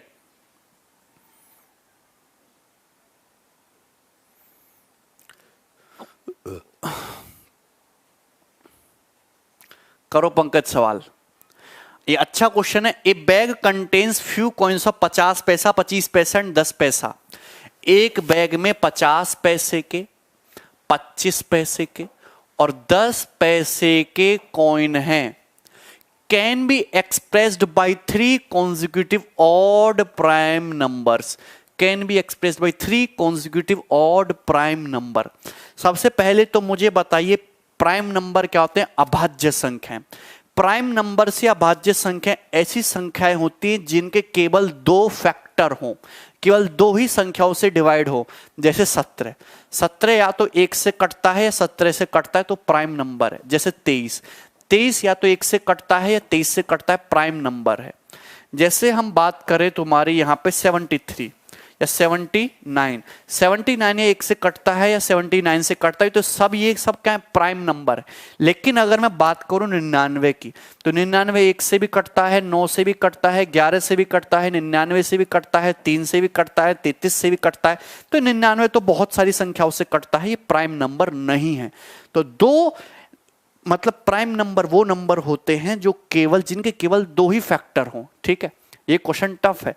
तो क्वेश्चन में यहां बोला है कि 50 पैसे और 25 पैसे और 10 पैसे के जो सिक्के एक बैग में हैं, ठीक है, उनका जो, उनकी जो संख्या का जो रेशियो है वो 3 कॉन्जिक्यूटिव ऑड प्राइम नंबर हैं बढ़ते हुए क्रम में। 3 लगातार कॉन्जिक्यूटिव प्राइम नंबर हैं बढ़ते हुए क्रम में, तीन लगातार कॉन्जिक्यूटिव, तीन कॉन्जिक्यूटिव ऑड प्राइम नंबर, मतलब वो विषम भी हैं और प्राइम नंबर भी हैं और कॉन्जिक्यूटिव हैं, लगातार विषम अभाज्य संख्याएं, कॉन्जिक्यूटिव ऑड प्राइम नंबर्स, क्रमागत भी हैं, ऑड भी हैं और प्राइम भी हैं। तो केवल एक ही पेयर ऐसा होता है, ध्यान रखना, 3, 5, 7। इस पे सीडीएस में बहुत अच्छे अच्छे सवाल पूछे गए हैं, सीजीएल में तो नहीं आए पर सीडीएस में आए हैं। क्लियर है? केवल यही एक ऐसा पेयर है जो तीनों के तीनों प्राइम है, तीनों अभाज्य हैं। 3 के केवल 2 ही गुणनखंड होते हैं, 1 से कटे गए 3 से, 5 से केवल 5 1 से कटेगा, 5 से, 7 भी 1 से कटेगा 7 से। तीनों प्राइम नंबर हैं, तीनों अभाज्य संख्या हैं, तीनों ही ऑड नंबर हैं, तीनों विषम संख्या हैं, तीनों ही कॉन्जिक्यूटिव ऑड नंबर है, तीनों ही लगातार विषम संख्याएं हैं, 3, 5, 7। बोलो हाँ। केवल एक ही पेयर ऐसा है, तो इसको आपकी नॉलेज होनी चाहिए नंबर सिस्टम की थोड़ी सी। क्लियर है? 3, 5, 7। तो यहां पे इन सिक्कों की जो संख्या का रेशियो होगा और असेंडिंग ऑर्डर में बढ़ते हुए क्रम में, मतलब इसके सिक्के 3, ये 5, ये 7, 25 पैसे, 50 पैसे और 10 पैसे के जो सिक्के हैं, जो नंबर ऑफ कॉइन्स का जो रेशियो है वो 50 पैसे, 25 पैसे, 10 पैसे के 3:5:7 के रेशियो में है। ठीक है? 1:1 एक प्राइम नंबर है ही नहीं, 1 is not a prime number, तो 1 को कंसीडर नहीं करेंगे, 2 इवन हो जाएगा, तो 3, 5, 7 है। क्लियर है? 3, 5 और 7 ही, केवल एक ही पेयर ऐसा, बाकी आपको कभी भी कॉन्जिक्यूटिव ऑड नहीं मिलेंगे। 26, 17, 26, 29 नहीं है, 26 आपका प्राइम नहीं है। 13, 17, 19 बता रहे हो, लेकिन ये जो है तुम्हारे कॉन्जिक्यूटिव कहां हुए? कॉन्जिक्यूटिव ऑड नंबर 2-2 के डिफरेंस पे आते हैं, 2-2 का डिफरेंस होना चाहिए। क्लियर? प्राइम तो ऑलवेज ऑड होगा, लेकिन कॉन्जिक्यूटिव ऑड करना है, कॉन्जिक्यूटिव ऑड करना है 2-2 के डिफरेंस पे। ठीक है? चलो 3, 5, 7 इतना समझ लिए। अब ये हो गया, यहां पे भैया मुझसे ये बोला है, देखो कितना लॉजिकल क्वेश्चन है। The total value of coins in the bag is 552। जो बैग में जो कॉइन्स पड़ी है उनकी टोटल वैल्यू कितने? 552 रुपए है। यदि नंबर ऑफ कॉइन्स को रिवर्स कर दिया जाए, यदि कॉइन्स की संख्याओं को रिवर्स कर दिया जाए, तो बताइए कि बैग में जो मनी पड़ा है, जो अमाउंट है, उसकी वैल्यू कितने रुपए बढ़ जाएगी? अरे 3 की जगह 2 हो जाएगा तो 2 इवन नहीं हो जाएगा, हमको ऑड लेना है यार, कुछ तो बुद्धि रखो। 3:5:7 होगा। ये तीनों के तीनों प्राइम संख्याएं हैं, कॉन्जिक्यूटिव हैं, तीनों ऑड हैं 2-2 के डिफरेंस पे। क्लियर? नाउ अब क्वेश्चन में ये बोला है कि अगर मैं इन संख्याओं के ऑर्डर को रिवर्स कर दूं, यानी कि मैं कर दूं 3:5:7 की बजाय 7:5:3 का रेशियो कर दूं, तो बताइए बैग में जो सिक्के पड़े हैं उसके हिसाब से जो वैल्यू ऑफ मनी है, जो सिक्कों की जो कीमत है, वो रुपए में कितनी बढ़ जाएगी, ये पूछा है। बैग में कुल 500, यदि 50 पैसे 25 पैसे 10 पैसे के सिक्कों की संख्या पलट दी जाए, तो बैग में सिक्कों की वो कितनी बढ़ जाएगी? Amount, increase amount in the bag पूछा है, increase in amount in the bag ये पूछा है। बताइए 160 होगा। अब मुझे एक बात बताइए, सिंपल सा क्वेश्चन समझना, सिंपल सा। यहां पे मुझे एक बात बताइए, पहला केस लेते हैं, 50 पैसे के 3 सिक्के, तो 50 पैसे के अगर 3 सिक्के हैं तो कितनी कीमत होती है उनकी? 1.5। अगर 25 पैसे के 5 सिक्के तो कितनी कीमत होती है? 1.25। अगर 10 पैसे के 7 सिक्के तो कितनी कीमत होती है? 0.7। तो टोटल कीमत कितनी होगी सिक्कों की? 3, ये 2.75 प्लस 0.7 कितना हो गया? 3.45। 3.45 यूनिट। पहले सिक्कों की टोटल कीमत कितनी है? 3.45। अब समझना 50 पैसे के 7 सिक्के कर दिए तो अब कीमत कितनी हो जाएगी? 3.5। 25 पैसे के 5 सिक्के ही हैं तो ये कितनी कीमत होगी? 1.25। क्लियर? 10 पैसे के 3 सिक्के हो गए, कीमत कितनी होगी 0.3। तो अब कीमत कितनी हो चुकी है 3.5, ये तुम्हारा हो जाएगा 4.75, 4.75 प्लस 0.3, तो ये हो जाएगा तुम्हारा 5.05 यूनिट।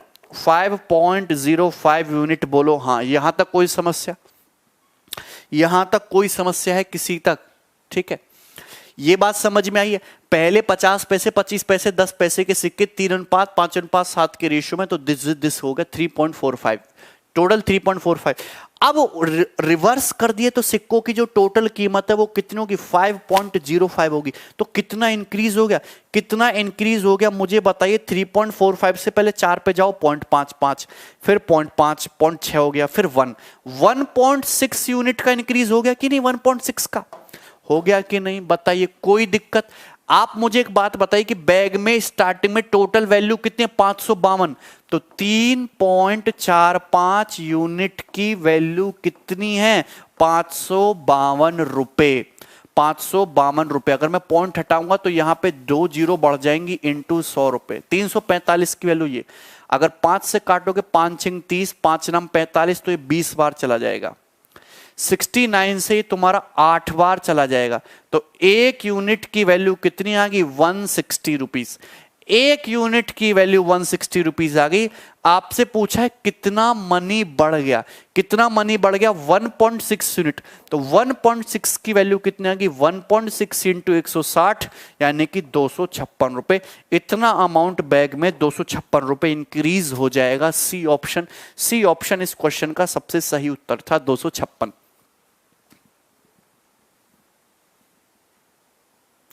जॉट नहीं, ऐसा नहीं है।